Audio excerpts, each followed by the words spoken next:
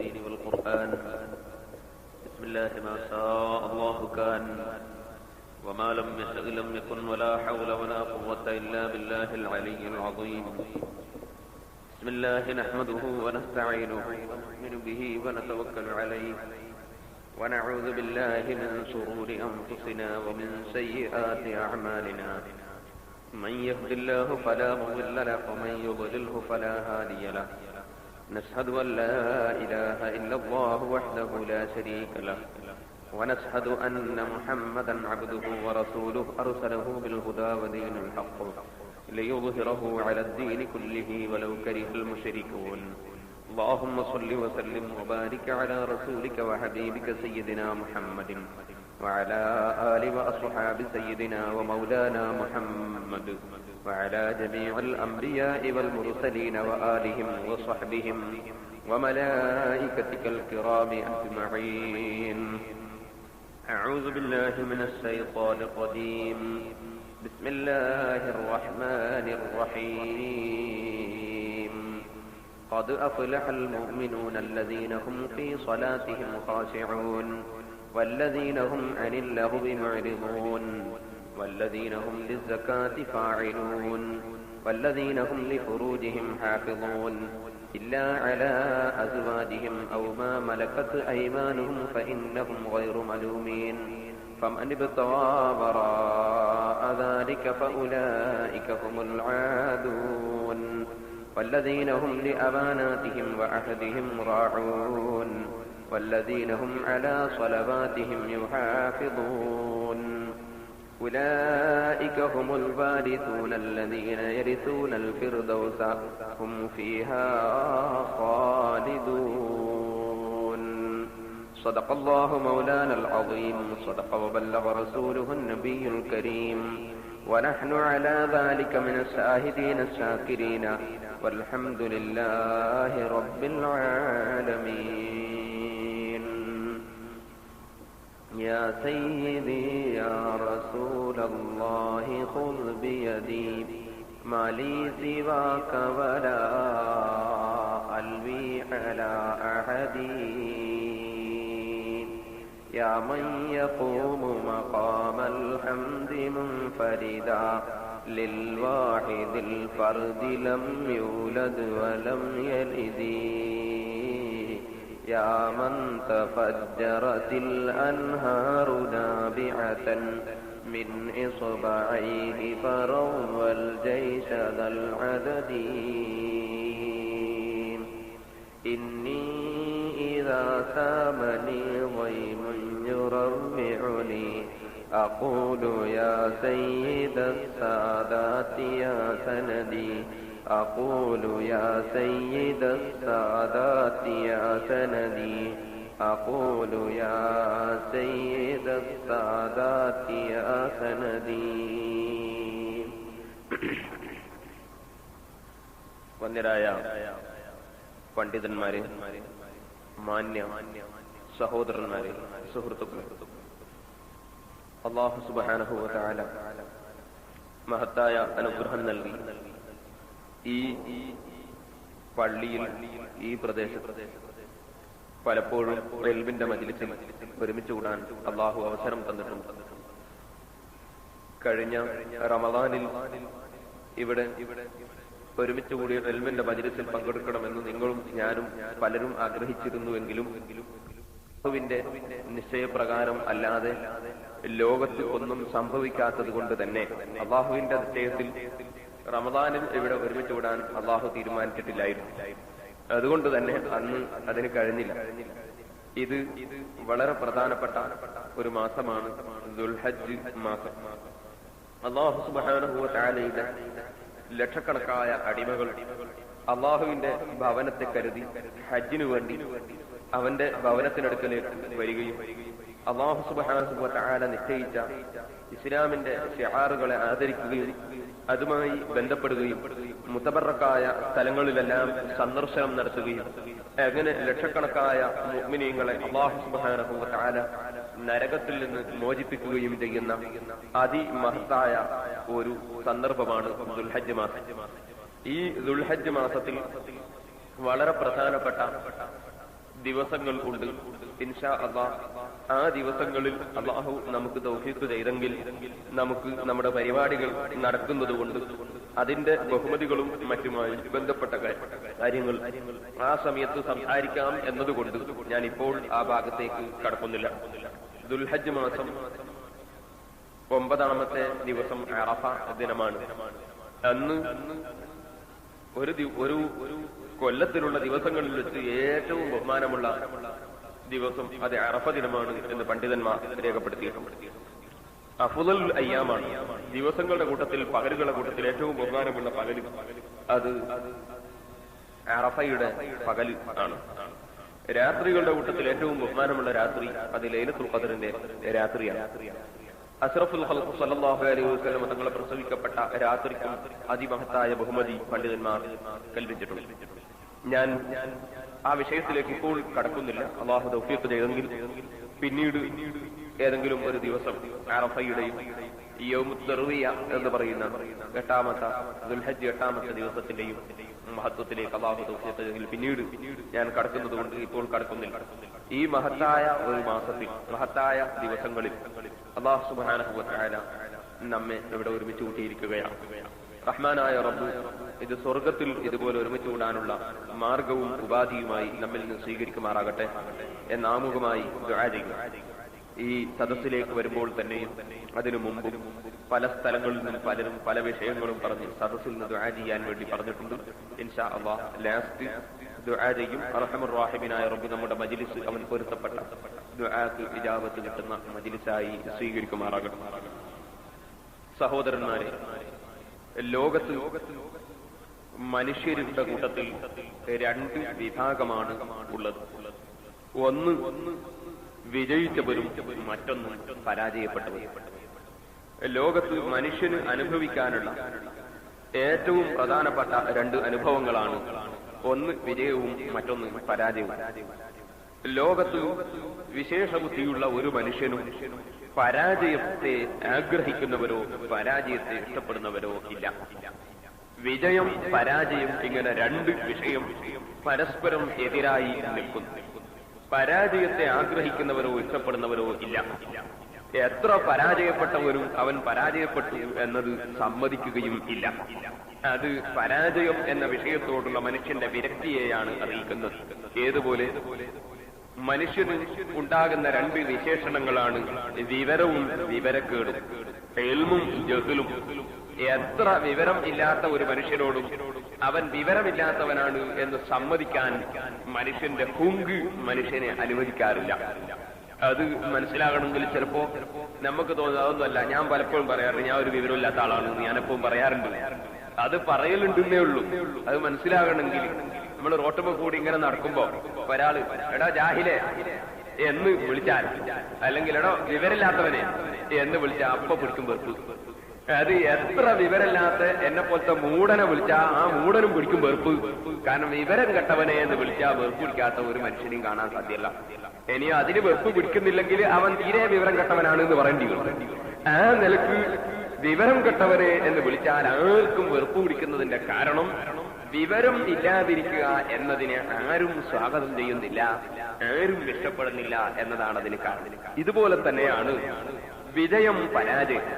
പരാജയപ്പെടുക എന്നതിനെ ഒരാളും സ്വാഗതം ചെയ്യുന്നില്ല, ഒരാളും അത് ഇഷ്ടപ്പെടുന്നും ഇല്ല. എത്ര പരാജയപ്പെട്ടവരും ഞാൻ വിജയിച്ചു എന്ന് വരുത്തി തീർക്കാനാണ് ശ്രമിക്കുക. ഇത് ഏത് രംഗത്തും അങ്ങനെ തന്നെയാണ്. ഉദാഹരണത്തിന് ഞാൻ പറയുന്ന ഒരു പരീക്ഷയിൽ ഈ എഴുതുന്ന കുട്ടിയാണെങ്കിൽ ഞാൻ വിജയിക്കണം എന്നും വിജയിക്കും എന്നുമുള്ള പ്രത്യാശയോടെയാണ് അവൻ പരീക്ഷ എഴുതാൻ പോകുന്നത്. അവസാനം പരീക്ഷയിൽ തോറ്റാലോ? പരീക്ഷയിൽ തോറ്റാൽ അവൻ ആ സമയത്ത് കണ്ടുപിടിക്കും എന്തുകൊണ്ട് ഞാൻ തോറ്റു. അതിനെന്തെങ്കിലും ഒരു വജീഹ്, എന്തെങ്കിലും ഒരു ന്യായം. ഒന്നുകിൽ ഞാൻ പരീക്ഷയ്ക്ക് എഴുതാത്തത് കൊണ്ടല്ല ഹാജർ കുറഞ്ഞത് കൊണ്ടാണ് തോറ്റത് എന്ന് കണ്ടുപിടിക്കും. ഇനി അല്ല വേറെന്തെങ്കിലും ആണെങ്കിൽ അത് ടീച്ചർമാര് പറ്റിച്ചതാണ് എന്ന്, ഒന്നുമില്ലെങ്കിൽ മാഷന്മാർക്ക് കുറ്റം, അല്ലെങ്കിൽ പരീക്ഷ കടലാസ് നോക്കിയവർക്ക് കുറ്റം. അങ്ങനെ അവരുടെ പേരിൽ ചാരുകയല്ലാതെ ഞാൻ പരാജയപ്പെട്ടു എന്ന് സമ്മതിക്കാൻ ഒരു കുട്ടിയെ അനുവദിക്കപ്പെടുകയും. ഇതുപോലെ നിങ്ങൾ നോക്ക്, സാധാരണ ഈ വിദേശ രാജ്യത്ത് വന്നാൽ ഏറ്റവും കൂടുതൽ പരാജയപ്പെടുന്ന ഒരു വിഷയമാണ് ഈ ഡ്രൈവിംഗിന്റെ ടെസ്റ്റ്. അങ്ങനെ ടെസ്റ്റിന് പോയിട്ട് പരാജയപ്പെട്ടാൽ പലപ്പോഴും തിരിച്ചു വരുമ്പോ ഇവനിങ്ങനെ പറയും അത് ഒന്നങ്ങ് ശരിയാണ്ടായി പോയതാണ്. അപ്പൊ അവൻ പരാജയപ്പെട്ടു എന്ന് സമ്മതിക്കാൻ അവനും പറയാം എന്തോ ഒന്നങ്ങ് ശരിയാകാതെ ആയിപ്പോയതാണ് എന്ന് ഒരു ഹംല് അങ്ങനെ ഒന്നിന്റെ മേൽ ചുമത്തുക സ്വാഭാവികമാണ്. ഇനി നിങ്ങൾ നോക്കി ഇലക്ഷനിലൊക്കെ പരാജയപ്പെട്ട ആളുകളെ നിങ്ങളൊന്ന് നോക്കി, അവര് വല്ല ചെന്നാല് അത് അങ്ങനൊക്കെ ആണെങ്കിലും അത് ആ ഒരു പ്രസ്താവന കൊണ്ട് സംഭവിച്ചതാണ്, അല്ലെങ്കിൽ ഇന്ന ഒരു കാര്യം കൊണ്ട് സംഭവിച്ചതാണ്, എനിക്ക് ആളില്ലാഞ്ഞിട്ടാണ് എന്ന് പറയാൻ ഒരു പരാജയപ്പെട്ടവനും സമ്മതിക്കുകയില്ല. അങ്ങനെ പരാജയപ്പെടുക എന്നതിനെ ഒരു മനുഷ്യനും അംഗീകരിക്കാത്ത ഒരു കാര്യമാണ് പരാജയപ്പെടുക. ഈ നമ്മുടെ രാജ്യത്തൊക്കെ രാഷ്ട്രീയ പാർട്ടിക്കാർ മത്സരത്തിൽ നിന്ന് പരാജയപ്പെട്ട പിറ്റേന്ന് ഓരോ പാർട്ടിക്കാരെയും പത്രങ്ങൾ നിങ്ങൾ എടുത്തു നോക്ക്, അവര് കണക്കുകൂട്ടിയിട്ടും കാണിച്ചു തരും ജയിച്ചിരിക്കുന്നു, തോറ്റിട്ടുണ്ടെങ്കിലും ജയിച്ചത് ഞങ്ങളാണ് എന്ന് അവർ കാണിച്ചു തരും. അതങ്ങനെ കാണിക്കുന്നത് വെച്ചാൽ കഴിഞ്ഞ കൊല്ലത്തിനേക്കാണ് ശതമാനം ഇത്ര കൂടിയിട്ടുണ്ട്, അപ്പൊ ഇത്ര വർദ്ധിച്ചിട്ടുണ്ട്, അങ്ങനെ വരുമ്പോ ഇത്ര വോട്ട് കൂടിയിട്ടുണ്ട് എന്ന് പറഞ്ഞിട്ട് പിന്നെയും വിജയിച്ചത് തോറ്റം തന്നെയാണ്. അങ്ങനെ പരാജയപ്പെട്ടു എന്നത് സമ്മതിക്കാൻ ലോകത്ത് ഒരു മനുഷ്യരും അംഗീകരിക്കാൻ തയ്യാറാവുകയില്ല. കാരണം പരാജയം എന്നത് മനുഷ്യൻ അംഗീകരിക്കാൻ സാധിക്കുന്ന ഒരു വിഷയം അല്ല. ഏത് മനുഷ്യനും ആഗ്രഹിക്കുന്നത് വിജയിക്കണം എന്നതാണ്. എന്നാൽ ഈ ഭൗതികമായ ലോകത്തുള്ള എല്ലാ വിജയങ്ങളും പരാജയങ്ങളും അത് തീർന്നു പോകുന്നതും അവസാനിച്ചു പോകുന്നതുമാണ്. ഈ ലോകത്തിൽ ഒരാൾ വലിയ പരീക്ഷയിൽ വിജയിച്ചു അതിമഹത്തായ സ്ഥാനം കൈവരിച്ചു കഴിഞ്ഞാൽ എന്തിനധികം പറയണം, ഒരു രാഷ്ട്രത്തിന്റെയോ ലോകത്തിന്റെ മുഴുവനുമോ പ്രധാനമന്ത്രിയോ പ്രസിഡന്റോ അല്ലെങ്കിൽ ഒരു രാജ്യത്തിന്റെ മുഴുവൻ ഭരണാധികാരിയോ ആയി കഴിഞ്ഞാൽ തന്നെയും ആ ഭരണം അവസാനം തീർന്നു പോകുന്നത് മാത്രമാണ്. ആ വിജയം അവസാനിച്ചു പോകുന്ന വിജയം മാത്രമാണ്. ബഹുമാനപ്പെട്ട ഹസനുൽ ബസരി റളിയല്ലാഹു അൻഹു അടക്കമുള്ള പലരും ഒരിക്കൽ ഒരു വലിയ ബിൽഡിംഗ് കാണാൻ വേണ്ടി, ആരുടെ ബിൽഡിംഗ്? ഹജ്ജാജ് ഇബ്നു യൂസുഫ് എന്ന് പറഞ്ഞിട്ട് ലോകത്തുള്ള ധാരാളം ആലിമീങ്ങളെ കൊന്നൊടുക്കിയ, ധാരാളം മുഅ്മിനീങ്ങളെ കൊന്നൊടുക്കിയ, സ്വഹാബികളിൽപ്പെട്ട പല മഹാന്മാരെയും ആക്രമിച്ച ഒരു ദുഷ്ടനായ ഭരണാധികാരി. ആ ഭരണാധികാരി നൂറുകണക്കിന് സ്വഹാബികളെയും ആലിമീങ്ങളെയും അവന്റെ ഇംഗിതത്തിനനുസരിച്ച് നീങ്ങാത്തത് കൊണ്ട് കൊന്നുകളഞ്ഞിട്ടുണ്ട്. ആ ഹജ്ജാജ് ഇബ്നു യൂസുഫ് ഒരിക്കൽ ഒരു വലിയ ബിൽഡിംഗ് നിർമ്മിച്ചു. ബിൽഡിംഗ് എന്ന് പറഞ്ഞാൽ അതിമഹത്തായ, അന്ന് ലോകത്ത് എവിടെയും കാണാത്ത രൂപത്തിൽ ഉയർന്ന ബിൽഡിംഗ്. ഈ ബിൽഡിംഗ് നിർമ്മിച്ചിട്ട് ആളുകളെയൊക്കെ കാണാൻ വേണ്ടി, തന്റെ ബിൽഡിംഗ് കാണാൻ വേണ്ടി ക്ഷണിച്ചപ്പോൾ അന്ന് ലോകത്ത് ജീവിക്കുന്ന പണ്ഡിതന്മാരുടെ നേതാവായിരുന്ന ബഹുമാനപ്പെട്ട ഹസനുൽ ബസരി റളിയല്ലാഹു അൻഹു ഈ ബിൽഡിംഗ് കാണാൻ വേണ്ടി വന്നു. ബിൽഡിംഗ് ഇങ്ങനെ നോക്കിയിട്ട് എല്ലാവരും ബിൽഡിംഗിന്റെ ബഹുമതി ഇങ്ങനെ എടുത്തു പറയുമ്പോൾ ബഹുമാനപ്പെട്ട ഹസനുൽ ബസരി റളിയല്ലാഹു അൻഹു ബിൽഡിംഗ് നോക്കിയിട്ട് പറഞ്ഞു, ഇതാ ഇതിനേക്കാളെല്ലാം വലിയ ബിൽഡിംഗ് ഇവനേക്കാൾ ദുഷ്ടനായ ഭരണാധികാരി മുമ്പ് ഉണ്ടാക്കിയിരുന്നു. ഇതിനേക്കാളും വലിയ ബിൽഡിംഗ് ഇവനേക്കാൾ ദുഷ്ടനായ ഭരണാധികാരി മുമ്പ് ഉണ്ടാക്കിയിരുന്നു. പക്ഷേ ആ ബിൽഡിങ്ങുകൾ മുഴുവനും തകർന്നു പോവുകയും ആ ഭരണാധികാരി അവസാനം വെള്ളത്തിൽ വെച്ച് വെള്ളം കുടിച്ച് ചത്തുപോവുകയുമാണ് ചെയ്തിട്ടുള്ളത് എന്ന് ബഹുമാനപ്പെട്ട ഹസനുൽ ബസരി റളിയല്ലാഹു അൻഹു നിന്നിട്ട് ഇങ്ങനെ ആളുകളോട് പ്രസംഗിക്കുമ്പോൾ പലരും വന്ന് ഹസനുൽ ബസരി റളിയല്ലാഹു അൻഹുവിന്റെ വായ പിടിച്ച് കൊത്തിക്കളഞ്ഞു. കാരണം ആ നിലക്ക് ആക്ഷേപിച്ചുകൊണ്ട് പ്രസംഗിച്ചാൽ പിടിച്ചുകൊണ്ടുപോയി ശിക്ഷിച്ചുകളെയും കൊന്നുകളയും. അതുകൊണ്ട് ഈ പണ്ഡിതന് ഒന്നും സംഭവിക്കരുതെന്ന് മനസ്സിലാക്കി തന്നെ സ്നേഹിക്കുന്ന ആളുകൾ വന്നിട്ട് മുഖം പിടിച്ചിട്ട് ഇങ്ങനെ പൊത്തിവെക്കുമ്പോൾ താൻ പറയുന്നടോ, പണ്ഡിതന്മാരെ കർത്തവ്യമാണ് അവര് പഠിച്ച ഇൽമ് തുറന്ന് പറയുക എന്നത്. അത് ഞാൻ നിർവഹിച്ചിട്ടില്ലെങ്കിൽ പടച്ചറപ്പിന്റെ അടുക്കൽ ഞാൻ കുറ്റക്കാരനായി പോകും. അതുകൊണ്ട് ഇവന്റെ ബിൽഡിംഗിന്റെ പവറോ ഇവന്റെ ബിൽഡിംഗിന്റെ മഹത്വമോ കണ്ടിട്ട് എനിക്കെന്റെ ഇൽമ് മറച്ചുവെക്കാൻ നിവൃത്തിയില്ല. ഇവൻ ദുഷ്ടനായ ഭരണാധികാരിയാണ്, ആലിമീങ്ങളെ കൊന്നൊടുക്കുന്നവനാണ്, എത്രയോ ദോഷങ്ങൾ ഈ ഭൂമിലോകത്ത് വർദ്ധിപ്പിച്ചിട്ടുള്ളവനാണ് എന്ന് ബഹുമാനപ്പെട്ട ഹസനുൽ ബസരി റളിയല്ലാഹു അൻഹു പറഞ്ഞു. ഈ വിവരം ഹജ്ജാജ് ഇബ്നു യൂസുഫ് പറഞ്ഞപ്പോൾ ഹസനുൽ ബസരിയെ പിടിച്ചുകൊണ്ടുവരാൻ വേണ്ടി വലിയ ആളുകളെ മുഴുവനും പറഞ്ഞയച്ചു. ഹസനുൽ ബസരി റളിയല്ലാഹു അൻഹുവിനോട് വന്ന് പറഞ്ഞപ്പോ, നിങ്ങൾ പിടിച്ചു കൊണ്ടുപോകേണ്ട ആവശ്യമില്ല, ഞാൻ നടന്നങ്ങട്ട് പോയിക്കൊള്ളാമല്ലോ എന്ന് പറഞ്ഞ് താൻ തന്റെ കുപ്പായവും തലയൊക്കെ അണിഞ്ഞിട്ട് ഹജ്ജാജ് ഇബ്നു യൂസുഫിന്റെ കൊട്ടാരത്തിലേക്ക് പടച്ചറബിനെ ഭയപ്പെട്ടുകൊണ്ട് കയറി വരുന്നത് കണ്ടപ്പോൾ ഹജ്ജാജ് ഇബ്നു യൂസുഫ് ഇരിക്കുന്ന സ്ഥലത്ത് നിന്ന് ഹസനുൽ ബസരിയുടെ ആ മുഖം കാണുന്ന സമയത്ത് എഴുന്നേറ്റ് നിന്നുപോയി. ഹസനുൽ ബസരി റളിയല്ലാഹു അൻഹുവിന് ഇരിപ്പടം കൊടുത്തുപോയി. ഒരൊറ്റ അക്ഷരം അങ്ങോട്ട് പറയാൻ കഴിഞ്ഞില്ല. ഞാൻ പറയാൻ കാരണം ഈ ഭൂമിലോകത്തുള്ള വിജയങ്ങളൊന്നും യഥാർത്ഥ വിജയം അല്ല. ഈ ലോകത്തുള്ള വിജയത്തിന്റെ മാനദണ്ഡം അതൊരു പക്ഷേ ഭൗതികമായ ഉയർച്ചയോ അല്ലെങ്കിൽ സാമ്പത്തികമായ ഉയർച്ചയോ വിദ്യാഭ്യാസത്തിന്റെ പുരോഗതിയോ അല്ലെങ്കിൽ അധികാരത്തിന്റെ ഹുങ്കോ ഇങ്ങനത്തെ പലതുമാകാം. പക്ഷേ യഥാർത്ഥ വിജയം എന്ന് പറയുന്നത് ഈ ലോകത്തുള്ള വിജയങ്ങൾ അല്ല. യഥാർത്ഥ വിജയത്തെയാണ് ബഹുമാനപ്പെട്ട ഹസനുൽ ബസ്രി റളിയല്ലാഹു അൻഹു എന്ന് പ്രതിനിധാനം ചെയ്തത്. അതാണ് ലോകത്തുള്ള സാലിഹീങ്ങളെല്ലാം പ്രതിനിധാനം ചെയ്യുന്നത്. ആ വിജയം പരിശുദ്ധ ഖുർആനിൽ അല്ലാഹു എടുത്തു പറയുന്നു. ആരാണ് വിജയിച്ചവർ? ഇപ്പോ ഒരു തെരഞ്ഞെടുപ്പ് നടന്നാൽ ആ തെരഞ്ഞെടുപ്പ് നടന്നിട്ട് 2-3 ദിവസത്തേക്ക് ഇങ്ങനെ ദമ്മിനിടുന്ന ദിവസങ്ങളുണ്ടാവും. വോട്ട് എണ്ണുന്നതിന് മുമ്പ് അത് ചൂടായി വീഴാൻ വേണ്ടി 2-3 ദിവസത്തേക്ക് ദമ്മിനിടും. അങ്ങനെ കുറെ ദിവസം ഇങ്ങനെ ഉറക്കൊഴിച്ച ആളുകൾക്കൊക്കെ തൽക്കാലം ഉറങ്ങാൻ വേണ്ടിയുള്ള ഒരു സമയമാണിത്. കാരണം എല്ലാവർക്കും അറിയാം ഇത് ഒരുപാട് ഉറക്കൊഴിച്ച കാര്യമാണ്. ഇനിയിപ്പോ 2-1 വന്നാൽ പിന്നെ കുറച്ച് ദിവസം പിന്നെ ഉറക്കൊഴിക്കേണ്ടി വരും.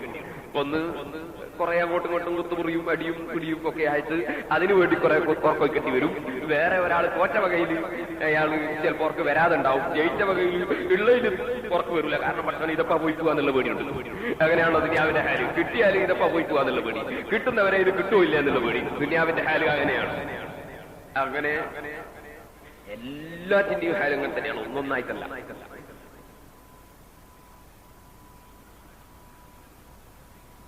ഖനാഅത്ത് എന്ന് പറയുന്ന കാര്യം അഥവാ ഉള്ളത് കൊണ്ട് മതിയാക്കുക എന്ന് പറയുന്ന കാര്യം അല്ലാഹു ഖൽബിൽ കൊടുത്തിട്ടില്ലെങ്കിൽ എപ്പോ നോക്കിയാലും ബേജാറില്ലാത്ത ഒറ്റ സമയം ഉണ്ടാവില്ല.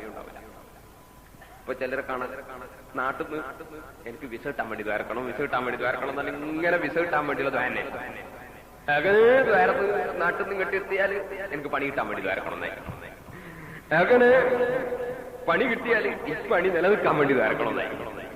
പിന്നെ ആ പണി ഇങ്ങനെ എടുത്തോണ്ടിരിക്കും ഈ പണി കുറച്ചുകൂടി കയറ്റം കിട്ടണം എന്നുള്ളത് ആയി. അങ്ങനെ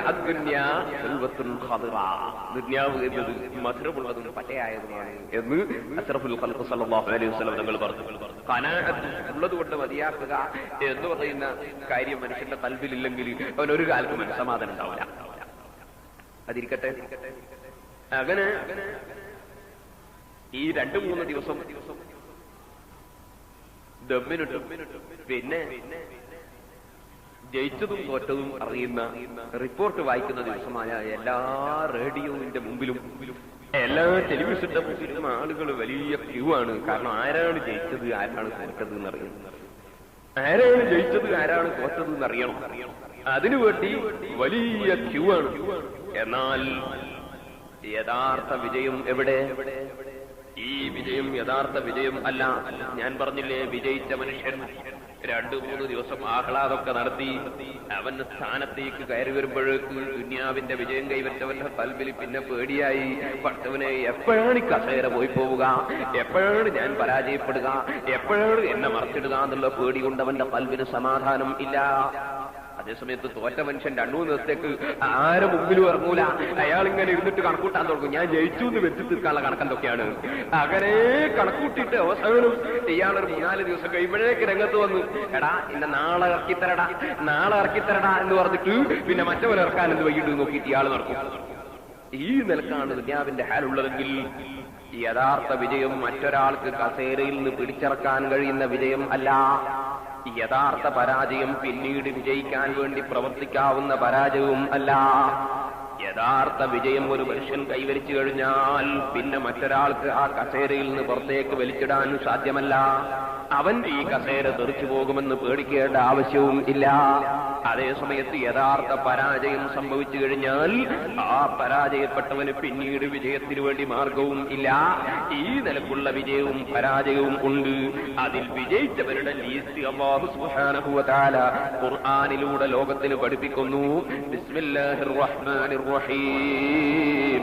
ഖദ് അഫ്ലഹൽ മുഅ്മിനൂനല്ലദീന ഹും ഫീ സ്വലാത്തിഹിം ഖാശിഊൻ والذين هم عن اللغو معرضون والذين هم للزكاة فاعلون والذين هم لفروجهم حافظون إلا على أزواجهم أو ما ملكت أيمانهم فإنهم غير ملومين.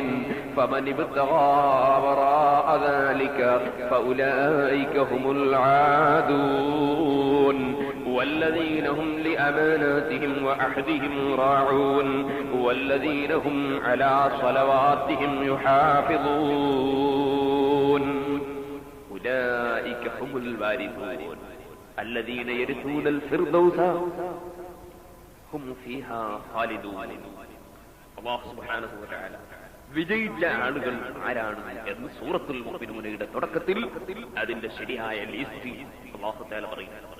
ആ വിജയിച്ച ആളുകളെ ലിസ്റ്റിൽ നമ്മളുണ്ടോ ഇല്ലേ എന്ന ഒരു പരിശോധനയ്ക്ക് വേണ്ടി ആ വിജയികളെ സംബന്ധിച്ച് അല്ലാഹു പറഞ്ഞ വിശേഷണങ്ങൾ നമ്മിൽ ഉണ്ടോ ഇല്ലേ, ഇല്ലെങ്കിൽ അതുണ്ടായിരിക്കണം എന്ന നിലക്ക് ആ സൂറത്തുൽ മുഅ്മിനൂനയിൽ വിജയികൾക്ക് അല്ലാഹു പറഞ്ഞ ലക്ഷണങ്ങൾ ആണ് ഇൻഷാ അല്ലാഹ് ഇന്ന് മുതൽക്ക് നാം നടത്തുന്ന വഅദ് മുഴുവനും പറയാൻ വേണ്ടി ഉദ്ദേശിച്ചിട്ടുള്ളത്. അല്ലാഹു അതിന് തൗഫീഖ് നൽകുമാറാകട്ടെ. വിജയികൾ ആരാണ്? ഒന്നാമതായി അല്ലാഹു പറയുന്നു ഖദ് അഫ്ലഹൽ മുഅ്മിനൂൻ. നിശ്ചയം, സംശയം ഇല്ല, നിശ്ചയം മുഅ്മിനീങ്ങൾ, യഥാർത്ഥ മുഅ്മിനീങ്ങൾ വിജയിച്ചിരിക്കുന്നു.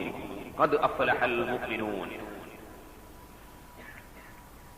ഇവിടെ 5 ദിവസം വഅദ് പറയുകയാണെങ്കിൽ ഈ ഒരു ഒറ്റ കാര്യം വിശദീകരിച്ചാൽ നമുക്ക് പറഞ്ഞു തീർക്കാൻ സാധ്യമല്ല. ഖദ് അഫ്ലഹൽ മുഅ്മിനൂൻ, നിശ്ചയമായും യഥാർത്ഥ മുഅ്മിനീങ്ങൾ വിജയിച്ചിരിക്കുന്നു. ആരാണ് മുഅ്മിൻ? ഒരു മുഅ്മിനിന് ഉണ്ടാകേണ്ട പ്രത്യേകതകൾ എന്തൊക്കെയാണ്? അത് കുറെ ഈ ആയത്തിൽ അല്ലാഹു സുബ്ഹാനഹു വ തആല ശേഷം വിവരിക്കുന്നുണ്ട്. ഒരു മുഅ്മിൻ എന്ന് പറയുന്നത് തന്നെ മുഅ്മിന് എന്ന് പറഞ്ഞാൽ ഈമാൻ ഉള്ളവൻ. ഈമാൻ എന്ന് പറഞ്ഞാൽ വഫുസ്സിറൽ ഈമാനു ബിത്തസ്ദീഖി والنطق فيه الخلف بالتحقيق. ബഹുമാനപ്പെട്ട ഇബ്രാഹിം അൽ-ലഖാനി റഹ്മത്തുള്ളാഹി അലൈഹി തങ്ങൾ തന്റെ ജൗഹറത്ത് തൗഹീദിൽ പറഞ്ഞു, ഈമാൻ എന്ന് പറഞ്ഞാൽ വഫുസ്സിറൽ ഈമാനു ബിത്തസ്ദീഖി. ഈമാൻ എന്ന് പറഞ്ഞാൽ അത് അത്തസ്ദീഖു ബിമാ ഉലിമ മജീഉൻ നബി സ്വല്ലല്ലാഹു അലൈഹി വസല്ലം ബിദ്ദറൂറ. മുഹമ്മദ് നബി സ്വല്ലല്ലാഹു അലൈഹി വസല്ലം തങ്ങൾ കൊണ്ടുവന്നതായി അറിയപ്പെട്ട എല്ലാ വിഷയങ്ങളെയും വിശ്വസിച്ച് അംഗീകരിക്കുക, അതാണ് ഈമാൻ. മുഹമ്മദ് നബി കൊണ്ടുവന്നതായി അനിഷേധ്യമായി അറിയപ്പെട്ട മുഴുവൻ വിഷയങ്ങളെയും വിശ്വസിച്ച് അംഗീകരിക്കുക, അതാണ് ഈമാൻ. ഒരു കാര്യം അത് മുഹമ്മദ് നബി സ്വല്ലല്ലാഹു അലൈഹി വസല്ലം തങ്ങൾ കൊണ്ടുവന്ന വിഷയമാണ് എന്ന് അറിഞ്ഞതിന് ശേഷം അതിനെ നിഷേധിച്ചാൽ അവൻ മുഅ്മിൻ അല്ല, അവൻ മുസ്ലിം അല്ല. മുഹമ്മദ് നബി സല്ലല്ലാഹു അലൈഹി വസല്ലം കൊണ്ടുവന്ന മുഴുവൻ വിഷയങ്ങളെയും വിശ്വസിക്കണം, അംഗീകരിക്കണം. അതുള്ളവൻ ആരാണോ അവനാണ് മുഅ്മിൻ. അതുകൊണ്ട് തന്നെ ഈമാനിന്റെ തുടക്കം, ഈമാൻ എന്നതിന്റെ മാനദണ്ഡം, അതിന്റെ അടിത്തറ തന്നെ അഷ്റഫുൽ ഖൽഖ് സല്ലല്ലാഹു അലൈഹി വസല്ലം തങ്ങളെ കൊണ്ടുള്ള വിശ്വാസമാണ്. അടിത്തറ തന്നെ നബി സല്ലല്ലാഹു അലൈഹി വസല്ലം തങ്ങളെ കൊണ്ടുള്ള വിശ്വാസമാണ്. നബി സല്ലല്ലാഹു അലൈഹി വസല്ലം തങ്ങൾ കൊണ്ടുവന്നതായി അറിയപ്പെട്ട എന്തൊക്കെയുണ്ടോ അത് മുഴുവനും വിശ്വസിച്ച് അംഗീകരിക്കുക, അവനാണ് മുഅ്മിൻ. അതിലേതെങ്കിലും ഒരു കാര്യത്തെ നിഷേധിച്ചാൽ അവൻ മുഅ്മിനല്ല, അവൻ കാഫിറാണ്. ഉദാഹരണത്തിന് 5 വഖ്ത് നിസ്കരിക്കുക എന്നത് നിർബന്ധമാണ്. 5 വഖ്ത് നിസ്കാരം ഒരാൾ നിർവഹിച്ചിട്ടില്ലെങ്കിൽ അവൻ കാഫിറാണ് എന്ന് ചില ചുരുക്കം പണ്ഡിതന്മാർക്ക് അഭിപ്രായം ഉണ്ടെങ്കിലും ഭൂരിപക്ഷം പണ്ഡിതന്മാരും നിസ്കാരം ഒഴിക്കുന്നത് കൊണ്ട് ഒരാൾ കാഫിറാണ് എന്ന് പറയുന്നില്ല. പറയുമ്പോ തെറ്റിദ്ധരിക്കരുത്. നിസ്കാരം വയ്ക്കുന്നതുകൊണ്ട് കാഫിറാകും എന്ന് പണ്ഡിതന്മാർ ഭൂരിപക്ഷവും പറയുന്നില്ല എന്ന് പറഞ്ഞുകൊണ്ട് നിസ്കരിച്ചിട്ടില്ലേ വലിയ ദോഷമൊന്നുമില്ല എന്ന് തെറ്റിദ്ധരിക്കണ്ട. കാഫിറാകൽ മാത്രമല്ലല്ലോ ദോഷം. കാഫിറല്ല, കാഫിറാണെന്ന് പറയുന്നില്ല എന്ന് പറഞ്ഞതിന്റെ താല്പര്യം നിസ്കരിക്കാത്ത ഒരു മനുഷ്യൻ മരിച്ചാൽ അവനെ നമ്മളെ മൈതാനിയിൽ മറവ് ചെയ്തുകൂടാ എന്ന് ആരും പറയുന്നില്ല. നിസ്കരിക്കാത്ത ഒരാൾ മരിച്ചാൽ കാഫിറാണെങ്കിൽ അവരെ പിന്നെ നമ്മളെ മൈതാനിയിൽ മറവ് ചെയ്യാൻ പറ്റില്ല. അതുപോലെ നിസ്കരിക്കാത്ത ഒരാൾ മരിച്ചാൽ അവന് വേണ്ടി തീരെ മയ്യത്ത് നിസ്കാരം ഒരൊറ്റ കുട്ടിയും നിർവഹിക്കാതെ ഒഴിച്ചിടണം എന്ന് പണ്ഡിതന്മാര് പറയുന്നില്ല. മറിച്ച് ഏതെങ്കിലും ഒരാളെങ്കിലും പറഞ്ഞ് സായം വിടാൻ വേണ്ടി നിസ്കരിക്കണം, കാരണം കാഫിറാണെന്ന് വിധി പറയുന്നില്ല. നിസ്കാരം ഒഴിക്കുന്നത് കൊണ്ട് മാത്രം ഒരാൾ കാഫിറാണെന്ന് പറഞ്ഞുകൂടാ.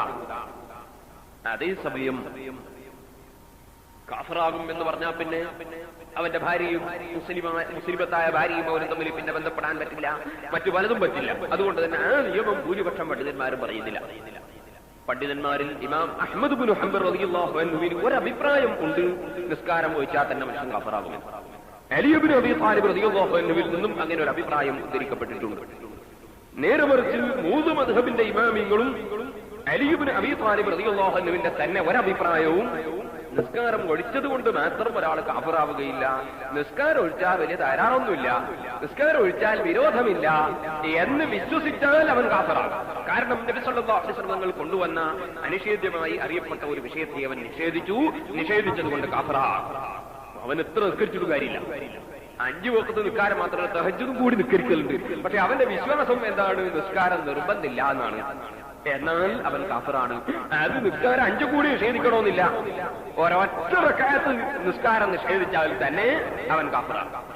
ഈ കാരണം കൊണ്ടാണ് നമ്മളെ നാട്ടിലെ ശേഖരൂരും അവന്റെ അനുയായികളും കാഫിറാണ് എന്നതിൽ അഭിപ്രായ വ്യത്യാസം ഇല്ല എന്ന് പറയുന്നതിന്റെ കാരണം ഈ ശേഖരൂർ എന്ന് പറയുന്ന ആള്, ശേഖരൻ നായരെന്നും പറയാം, അയാൾ ഒരു പുസ്തകം എഴുതി എന്റെ അടുത്തുണ്ട്. ആ പുസ്തകത്തിൽ ഹെഡിങ് തന്നെ, അതിന്റെ കവർ ചിത്രം തന്നെ നമസ്കാരം എങ്ങനെ, എപ്പോൾ, എത്ര എന്ന് പറഞ്ഞിട്ടാണ്. എന്നിട്ട് അതിന്റെ പരസ്യം അതേ കവറിന്റെ മേലെ അയാൾ പരസ്യം കൊടുത്തിരിക്കുന്നു. നിസ്കരിച്ച് കഷ്ടപ്പെട്ടവർക്കും കഷ്ടപ്പാടോർത്ത് നിസ്കരിക്കാത്തവർക്കും ഒരുപോലെ ഗുണം ചെയ്യുന്ന ലോക ചരിത്രത്തിലെ ആദ്യത്തെ ഗ്രന്ഥം. അങ്ങനെ നിസ്കരിച്ച് കഷ്ടപ്പെട്ടവർക്കും കഷ്ടപ്പാടോർത്ത് നിസ്കരിക്കാത്തവർക്കും ഒരുപോലെ ഗുണം ചെയ്യുന്ന ലോക ചരിത്രത്തിലെ ആദ്യത്തെ ഗ്രന്ഥം എന്നാണ് അദ്ദേഹം അതിന്റെ പരസ്യം കൊടുത്തത്. അതിൽ അദ്ദേഹം പറയുന്നു, ളുഹ്ർ നിസ്കരിക്കുന്നതും മഗ്രിബ് നിസ്കരിക്കുന്നതും കടുത്ത തെറ്റാണ്. ളുഹ്ർ നിസ്കരിക്കുന്നതും മഗ്രിബ് നിസ്കരിക്കുന്നതും കടുത്ത തെറ്റാണ്. അസർ നിസ്കാരവും ഇശാ നിസ്കാരവും 2 റക്അത്താണ്. സുബഹിയും 2 റക്അത്ത് തന്നെ. പക്ഷെ സുബഹി നിസ്കാരം സൂര്യൻ ഉദിച്ചിട്ടാണ് ചെയ്യേണ്ടത്. ചിലർക്ക് തോന്നും തിരക്കേടില്ല, ഞാൻ രാവിലെ നന്നായിട്ട് ഉറങ്ങാലോ. പക്ഷേ രാവിലെ കിടന്നുറങ്ങുന്ന പതിവ് മനുഷ്യൻ്റെതല്ല, അത് നായന്റെതാണ്. ലോകത്ത് 2 ജീവികളെ അല്ലാഹു തആല ലോകത്ത് പഠിച്ചത് നിങ്ങൾ നോക്കൂ. ഒന്ന് ആടും, ഒന്ന് നായയും. ആട് ഇപ്പൊ ഇവിടെ തന്നെ ജട്ടിന്റെ അടുത്ത് പോയാൽ ആട്, എത്രയോ ആടുകളെ കാണാം, വേറെ ഈ പല സ്ഥലത്തും കാണാം. ഒരു ദിവസം എത്ര ആട്ടിനെയാണ് അറക്കുന്നത് സുബ്ഹാനല്ലാഹ്, ലോകത്ത് അത് അല്ലാണ്ട് കണക്കാക്കിയിട്ടില്ല. ഈ ആടുകൾ മുഴുവനും ദിവസേന അറുത്തു പോയിട്ട് ആട്ടിന് എന്തെങ്കിലും കുറവുണ്ടോ? ഒരു കുറവോട്ടില്ലാനും ആട് പിന്നെയും ധാരാളം നമുക്ക് കാണാൻ കഴിയുന്നുണ്ട്. ആട് അതേ സമയത്ത് ഒരു പ്രസവത്തിൽ ആട് പ്രസവിച്ചാൽ എത്ര പ്രസവിക്കും? കൂടി വന്നാൽ 2 അല്ലെ 3, അതിൽ കൂടുതൽ ആട് പ്രസവിക്കില്ല. 1, 2, 3 വരെ പ്രസവിക്കാം. അതേ സമയത്ത് നമ്മളെ ടൗണിൽ ഒരൊറ്റ നായനെ ഇറക്കുന്നില്ല. ഒരൊറ്റ നായനെയും ഒരു നായയും ഒരു സ്ഥലത്തൊന്നും ഇറക്കുന്നില്ല. എന്നിട്ടോ ഈ നായ എന്ന് പറയുന്ന സാധനം ഒരൊറ്റ പ്രസവത്തിൽ എത്ര ഉണ്ടാവും? ചുരുങ്ങിയത് അരഡസൻ. ഒരു നായ പ്രസവിച്ച ഒറ്റ പ്രസവത്തിൽ ചുരുങ്ങിയ അരഡസൻ ഉണ്ടാവും. എന്നിട്ട് ഈ നായൻ ആരോട്ട് അറക്കുന്നില്ല. എന്നിട്ട് ലോകത്ത് നായൻ എവിടെയും കാണുന്നില്ല. ഇതിന്റെ കാരണം എന്താണ്? യഥാർത്ഥത്തിൽ ആട് എന്ന ജീവി അല്ലാഹു സുബ്ഹാനഹു വ തആല നേരത്തെ തന്നെ ബർക്കത്ത് കൊടുത്തൊരു ജീവിയാണ്. അമ്പിയാക്കളുടെ ചരിത്രം നോക്കിയാൽ അമ്പിയാക്കളെല്ലാം ആട്ടിനെ വളർത്തിയതായി കാണും. എത്രത്തോളം ലോകത്തിന്റെ നേതാവായ അഷ്റഫുൽ ഖൽഖ് മുഹമ്മദ് റസൂലുള്ളാഹി സ്വല്ലല്ലാഹു അലൈഹി വസല്ലം തങ്ങൾ വരെ ആട്ടിനെ പോറ്റിയിട്ടുണ്ട്. ഈ ആടിന് അല്ലാഹു തആല പ്രത്യേക ബർക്കത്ത് കൊടുക്കും. അതിന്റെ കാരണം എന്താന്ന് ഞാൻ പറയുന്നു, നിങ്ങൾ മടങ്ങി നോക്കിക്കോ. ആട് എത്ര താമസിച്ചിട്ട് കിടന്നുറങ്ങിയാലും, മൂപ്പര് വയതെല്ലാം കഴിഞ്ഞ് 2 മണിക്ക് കിടന്നുറങ്ങിയാലും ആട് രാവിലെ സുബഹിന്റെ സമയത്ത് എഴുന്നേൽക്കും.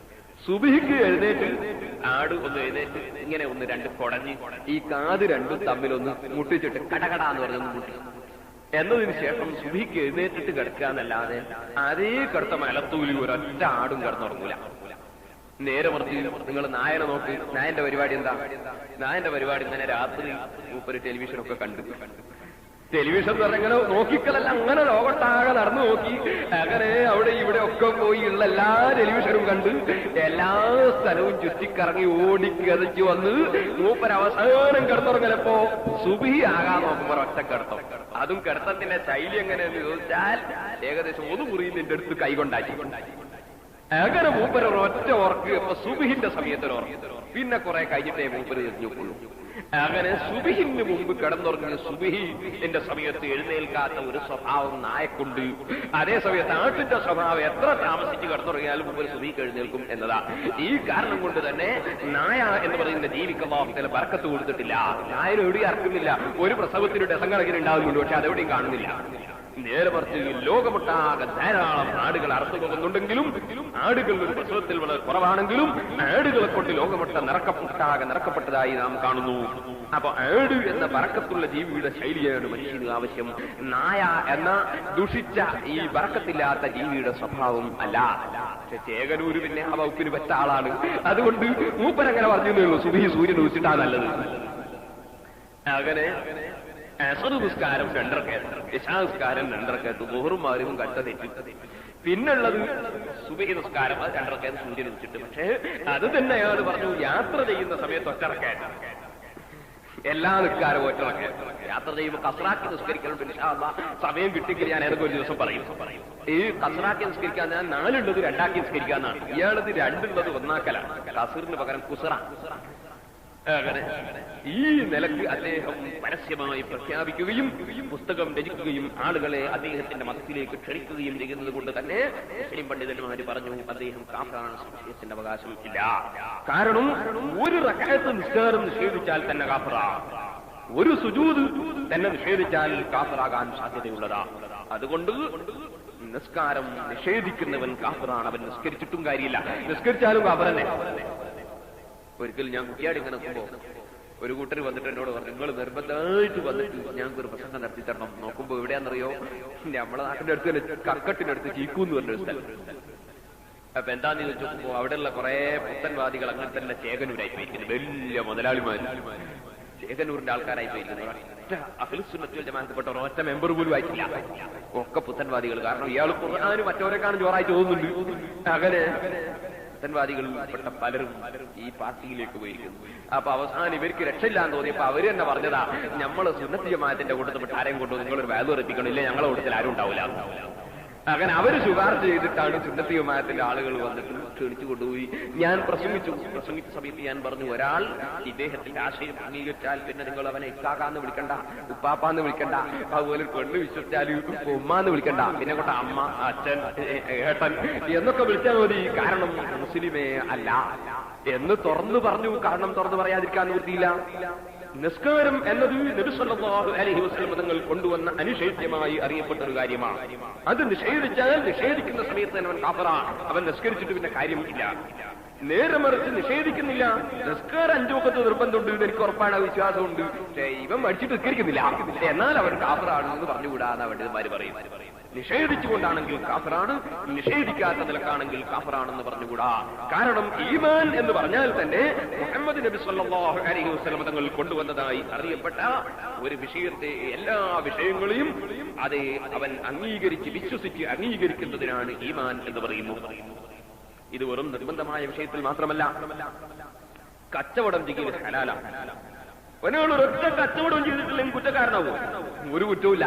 ബഹുമാനപ്പെട്ട അബൂ ഹുറൈറ റളിയല്ലാഹു അൻഹു ഒരിക്കൽ പറഞ്ഞു, ഇന്നക്കും തഖൂലൂന അക്സറ അബൂ ഹുറൈറ, അക്സറ അബൂ ഹുറൈറ, നിങ്ങളൊക്കെ പറയുന്നു അബൂ ഹുറൈറ ഒരുപാട് ഇൽമു പ്രചരിപ്പിക്കുന്നു, അബൂ ഹുറൈറ ധാരാളം ഹദീസുകൾ റിപ്പോർട്ട് ചെയ്യുന്നു എന്ന് നിങ്ങൾ എന്നെ സംബന്ധിച്ച് പറയുന്നു. ഇത് വെറുതെ കിട്ടിയതല്ല. മക്കക്കാരായ ആളുകളൊക്കെ കൃഷി കച്ചവടത്തിന് വലിയ മൈൻഡുള്ള ആളുകളാണ്. അങ്ങനെ ബിസിനസ് മൈൻഡുള്ള ആളുകളാണ്, കച്ചവടക്കാരാണ് മക്കക്കാര്. മദീനക്കാര് കൃഷിയുടെ കാര്യത്തിൽ വലിയ ചിന്തയുള്ളവരും കർഷകന്മാരുമാണ്. ഇങ്ങനെ ഓരോരുത്തരും കച്ചവടത്തിനും കൃഷിക്കുമൊക്കെ പോകുമ്പോ ഞാൻ കച്ചവടത്തിനും കൃഷിക്കും ഒന്നും പോയില്ല. ഞാൻ ഉലാസിമു റസൂലുള്ളാഹി സ്വല്ലല്ലാഹു അലൈഹി വസല്ലം, ഞാൻ നബി സ്വല്ലല്ലാഹു അലൈഹി വസല്ലം തങ്ങളെ മുറുകെ പിടിച്ച് ജീവിച്ചു. അല്ലാഹുവിന്റെ റസൂലിന്റെ ചലനങ്ങൾ വീക്ഷിച്ചു. നബി സല്ലല്ലാഹു അലൈഹി വസല്ലം തങ്ങളെ കൂടെ തന്നെ ജീവിച്ചു. ഞാനൊരു കച്ചവടത്തിനും പോയില്ല, കൃഷിക്കും പോയില്ല. പിന്നെ ഞാനെങ്ങനെ ഭക്ഷണമൊക്കെ കഴിച്ചത് നിങ്ങൾക്ക് സംശയം ഉണ്ടാവും. അത് നബി സല്ലല്ലാഹു അലൈഹി വസല്ലം തങ്ങൾക്ക് ആളുകൾ ഹദിയയായി ഭക്ഷണങ്ങൾ കൊണ്ടു കൊടുക്കുമ്പോൾ അതിൽ നിന്ന് എനിക്കും തരും. അത് കിട്ടിയിട്ട് തിന്നിട്ട് ഇങ്ങനെ ഞാൻ ജീവിച്ചു. അങ്ങനെ ഉസ്താദിന് കൊണ്ടുവരുന്ന ഭക്ഷണം കഴിച്ച് ജീവിച്ച ശിഷ്യനാണ്. അങ്ങനെ നബി സല്ലല്ലാഹു അലൈഹി വസല്ലം തങ്ങളോടുകൂടെ ഞാൻ ജീവിക്കുന്നതിനിടയിൽ ഒരു സംഭവം ഉണ്ടായി.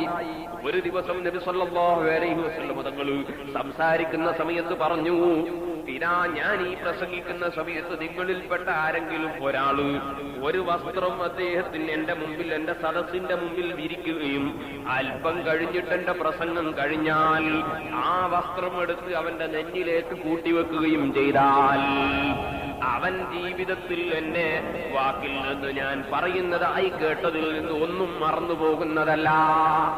അങ്ങനെ നബി സല്ലല്ലാഹു അലൈഹി വസല്ലമ തങ്ങൾ പറഞ്ഞപ്പോൾ ഞാൻ അതിന്റെ ശാസ്ത്രീയ വശമൊന്നും ചിന്തിച്ചില്ല.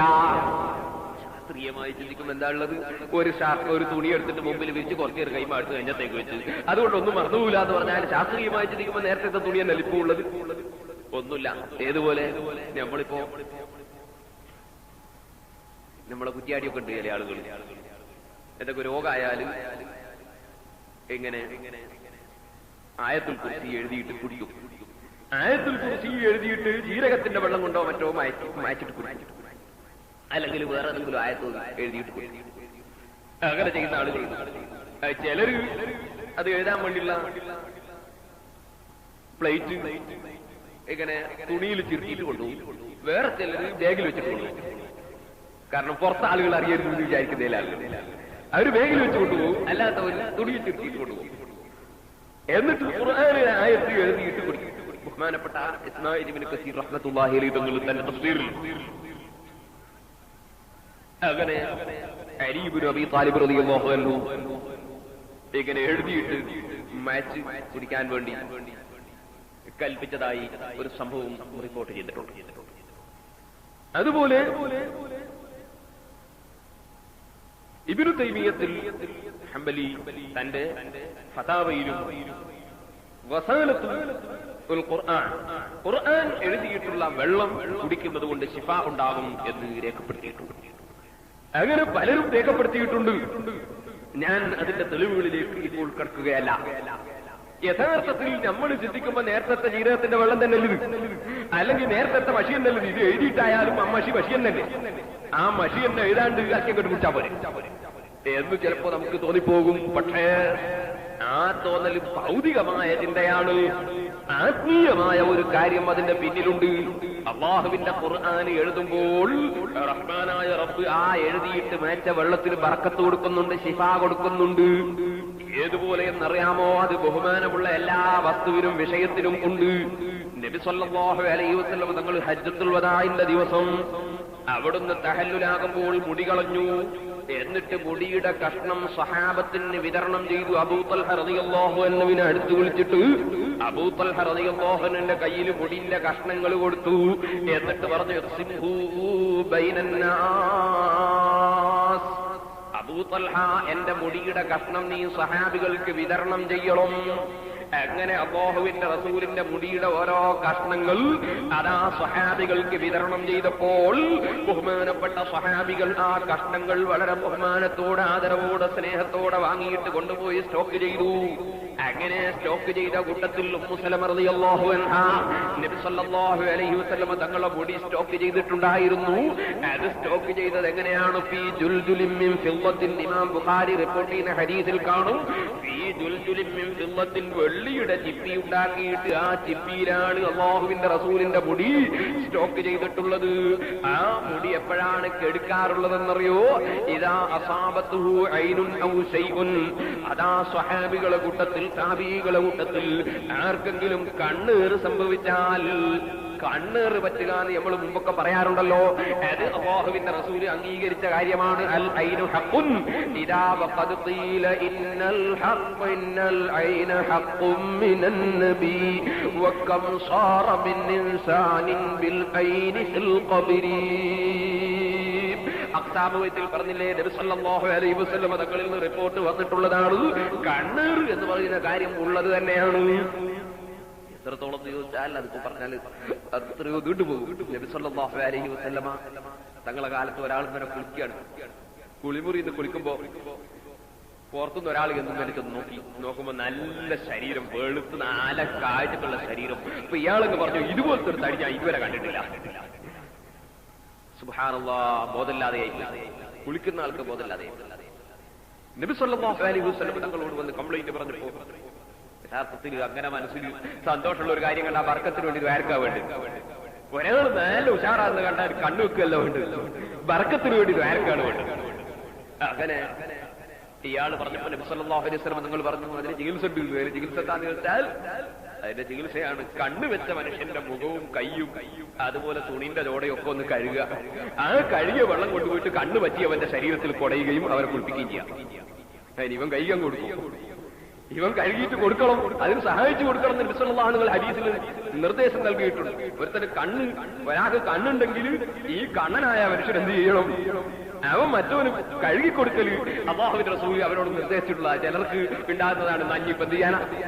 അപ്പൊ അവൻ മറ്റവരെ സഹായിക്കണം. ഇവൻ കണ്ണുവെച്ചാൽ ഇവരെന്ത് ചെയ്യണം? അവന്റെ ശരീരം കഴുകിയിട്ട് മറ്റവർ കുളിപ്പിക്കാൻ വേണ്ടി വെള്ളം കൊടുക്കണം, അവനൊക്കെ മേലെ കുടയാൻ വേണ്ടി വെള്ളം കൊടുത്തേക്കണം എന്ന് നബി സല്ലല്ലാഹു അലൈഹി വസല്ലം തങ്ങളുടെ നിർദ്ദേശമാണ്. അങ്ങനെ കൊടുത്തു. അങ്ങനെ ചെയ്തപ്പോ മറ്റേ ആൾ തെളിയുകയും ചെയ്തു. അപ്പൊ കണ്ണ് എന്നത് ഉള്ളതാണ്, അല്ലാഹുവിന്റെ റസൂൽ അത് അംഗീകരിച്ചിട്ടുള്ളതുമാണ്. അങ്ങനെ കണ്ണേറ് പറ്റിയാൽ സ്വഹാബത്ത് ചെയ്യുന്ന ഒരു കാര്യമാണ് ഇദാ അസാബത്തുഹു ഐനുൻ ഔ ശൈഉൻ. ഇമാം ബുഖാരി റിപ്പോർട്ട് ചെയ്യുന്നു, കണ്ണേറ് പറ്റിയാൽ ഔ ശൈഉൻ അല്ലെങ്കിൽ വേറെന്തെങ്കിലും രോഗം സംഭവിച്ചാൽ സ്വഹാബികൾ ചെയ്യുന്ന ഒരു കാര്യമാണ്. ഉമ്മു സലമ റളിയല്ലാഹു അൻഹയെ പോലെ അല്ലാഹുവിന്റെ റസൂലിന്റെ മുടി സ്റ്റോക്ക് ചെയ്ത ആളുകൾ എടുത്തു പോയിട്ട് ഒരു പാത്രത്തിൽ ഒരു കോപ്പയിൽ വെള്ളവും കൊണ്ടുപോകും. അങ്ങനെ ചെന്നാൽ ആ മുടി എടുത്തു കൊണ്ടുവന്നിട്ട് അവർ വെള്ളത്തിലിടും. എന്നിട്ട് വെള്ളത്തിലിട്ട് അങ്ങോട്ടും ഇങ്ങോട്ടും ഇളക്കിയതിന് ശേഷം എന്ന് ഇമാം ബുഖാരി റിപ്പോർട്ടിലെ ഹദീസിൽ കാണും. വെള്ളത്തിലിട്ട് കളകളാന്ന് പറയിച്ചു. അങ്ങനെ അങ്ങോട്ടും ഇങ്ങോട്ടും വെള്ളത്തിലിട്ട് അനക്കിയതിനു ശേഷം ആ വെള്ളം രോഗം സുഖപ്പെടാൻ വേണ്ടി കണ്ണ് നീങ്ങാൻ വേണ്ടി സഹാബത്ത് കുടിക്കാറുണ്ട്. നിങ്ങൾ ആലോചിച്ചു, നേരത്തെ മുടിയിടുന്നതിന് മുമ്പുള്ള വെള്ളം തന്നെ ഇത്. പക്ഷേ അത് അല്ലാഹുവിന്റെ റസൂലിന്റെ മുടിയുടെ ബർക്കത്താണ്. ഇതുപോലെ അല്ലാഹുവിന്റെ റസൂലിന്റെ കുപ്പായവും സഹാബത്ത് അങ്ങനെ ചെയ്യാറുണ്ട്. ആയിഷ റളിയല്ലാഹു അൻഹാ പറഞ്ഞതായി കാണാം. ഇമാം മുസ്ലിം റളിയല്ലാഹു അൻഹു റിപ്പോർട്ട് ചെയ്യുന്ന ഹദീസ്, നബി സല്ലല്ലാഹു അലൈഹി വസല്ലം തങ്ങൾ അവിടുന്ന് ആയിഷ റളിയല്ലാഹു അൻഹ ഒരു ദിവസം ഒരു കുപ്പായം കൈപ്പിടിച്ച് ഇങ്ങോട്ട് പുറത്തു വന്നിട്ട് പറഞ്ഞു, ഹാദിഹി ജുബ്ബത്തു റസൂലില്ലാഹി, ഇത് റസൂലുള്ളാഹി സ്വല്ലല്ലാഹു അലൈഹി വസല്ലം തങ്ങളുടെ ജുബ്ബ കുപ്പായമാണ്. ഇത് അല്ലാഹുവിന്റെ റസൂൽ വഫാത്തായപ്പോൾ എന്റെ ജ്യേഷ്ഠത്തി അസ്മാ റളിയല്ലാഹു അൻഹയാണ് ഇത് പറയുന്നത്. എന്റെ അനുജത്തി ആയിഷ റളിയല്ലാഹു അൻഹയുടെ കയ്യിലായിരുന്നു ഈ കുപ്പായം ഉണ്ടായിരുന്നത്. അസ്മാ റളിയല്ലാഹു അൻഹ ആയിഷ റളിയല്ലാഹു അൻഹയുടെ ജ്യേഷ്ഠത്തിയാണ്. സിദ്ദീഖുൽ അക്ബർ റളിയല്ലാഹു അൻഹുവിന്റെ മകളാണ്. മഹദിയാണ് കുപ്പായം കയ്യിൽ പിടിച്ച് പുറത്തേക്ക് വന്നിട്ട് പറയുന്നത്, ഹദിഹി ജുബ്ബത്തു റസൂലില്ലാഹി, ഇത് റസൂലുള്ളാഹിന്റെ ജുബ്ബ കുപ്പായമാണ്, ഇത് റസൂലുള്ളാഹിന്റെ കുപ്പായമാണ്. ഈ കുപ്പായം അല്ലാഹുവിന്റെ റസൂൽ വഫാത്തായപ്പോൾ എന്റെ അനുജത്തി ആയിഷ റളിയല്ലാഹു അൻഹയുടെ കയ്യിലായിരുന്നു. ഫലമ്മാ ഖുബിലത്ത് ഖബിൽതുഹാ, ആയിഷ റളിയല്ലാഹു അൻഹ വഫാത്തായപ്പോൾ ഞാൻ ആ കുപ്പായം കൈവശപ്പെടുത്തിയിരിക്കുന്നു. നഹ്നു നഗ്സിലുഹാ ലിൽ മർളാ നസ്തശ്ഫീ ബിഹാ, ഈ കുപ്പായം കഴുകിയിട്ട് അതിന്റെ വെള്ളം രോഗം സുഖപ്പെടാൻ വേണ്ടി സ്വഹാബികളായ ഞങ്ങൾ ഉപയോഗിക്കാറുണ്ട് എന്ന് സിദ്ദീഖ് റളിയല്ലാഹു അൻഹുവിന്റെ മകളായ അസ്മാ റളിയല്ലാഹു അൻഹ പറയുന്നു. അപ്പൊ നബി സല്ലല്ലാഹു അലൈഹി വസല്ലം തങ്ങളെ കുപ്പായം കഴുകിയ വെള്ളം കൊണ്ട് രോഗശമനം തേടുന്നു. അല്ലാഹുവിന്റെ റസൂലിന്റെ മുടി കഴുകിയ വെള്ളം കൊണ്ട് രോഗശമനം തേടുന്നു. അതൊക്കെ സ്വഹാബത്തിന്റെ പതിവാണ്. വെള്ളം ആദ്യത്ത് തന്നെയല്ലേ എന്ന് പറഞ്ഞിട്ട് കാര്യമില്ല. ബറക്കത്തുള്ള സാധനങ്ങളുമായി ബന്ധപ്പെടുമ്പോൾ വെള്ളത്തിന് പ്രത്യേകതയുണ്ട്. അവിടെ നമ്മുടെ ശാസ്ത്രീയമായ ചിന്തക്ക് അവിടെ വിലയില്ല, ആത്മീയമായ ചിന്തയാണ്. ഈ കാരണം കൊണ്ട് തന്നെയാണ് സഹോദരന്മാരെ, ബഹുമാനപ്പെട്ട നബിയുല്ലാഹി യൂസുഫ് അലൈഹിസ്സലാം, യൂസുഫ് നബി അലൈഹിസ്സലാമിന്റെ പിതാവ് യാക്കൂബ് നബി അലൈഹിസ്സലാമിന് കണ്ണിന് അതാ മകനെ കാണാത്ത വേദന കൊണ്ട് കരഞ്ഞ് കരഞ്ഞ് കരഞ്ഞ് അങ്ങനെ യാക്കൂബ് നബി അലൈഹിസ്സലാമിന്റെ രണ്ട് കണ്ണിനും കാഴ്ച നഷ്ടപ്പെട്ടു പോയി. ആ കാഴ്ച തിരിച്ചു കിട്ടിയത് എങ്ങനെയാണ്? അങ്കമാലി കൊണ്ടുപോയി ഓപ്പറേഷൻ നടത്തിയിട്ടല്ല, മറ്റേതെങ്കിലും ഐ സ്പെഷ്യലിസ്റ്റിന് കാണിച്ചിട്ടല്ല. പിന്നെയോ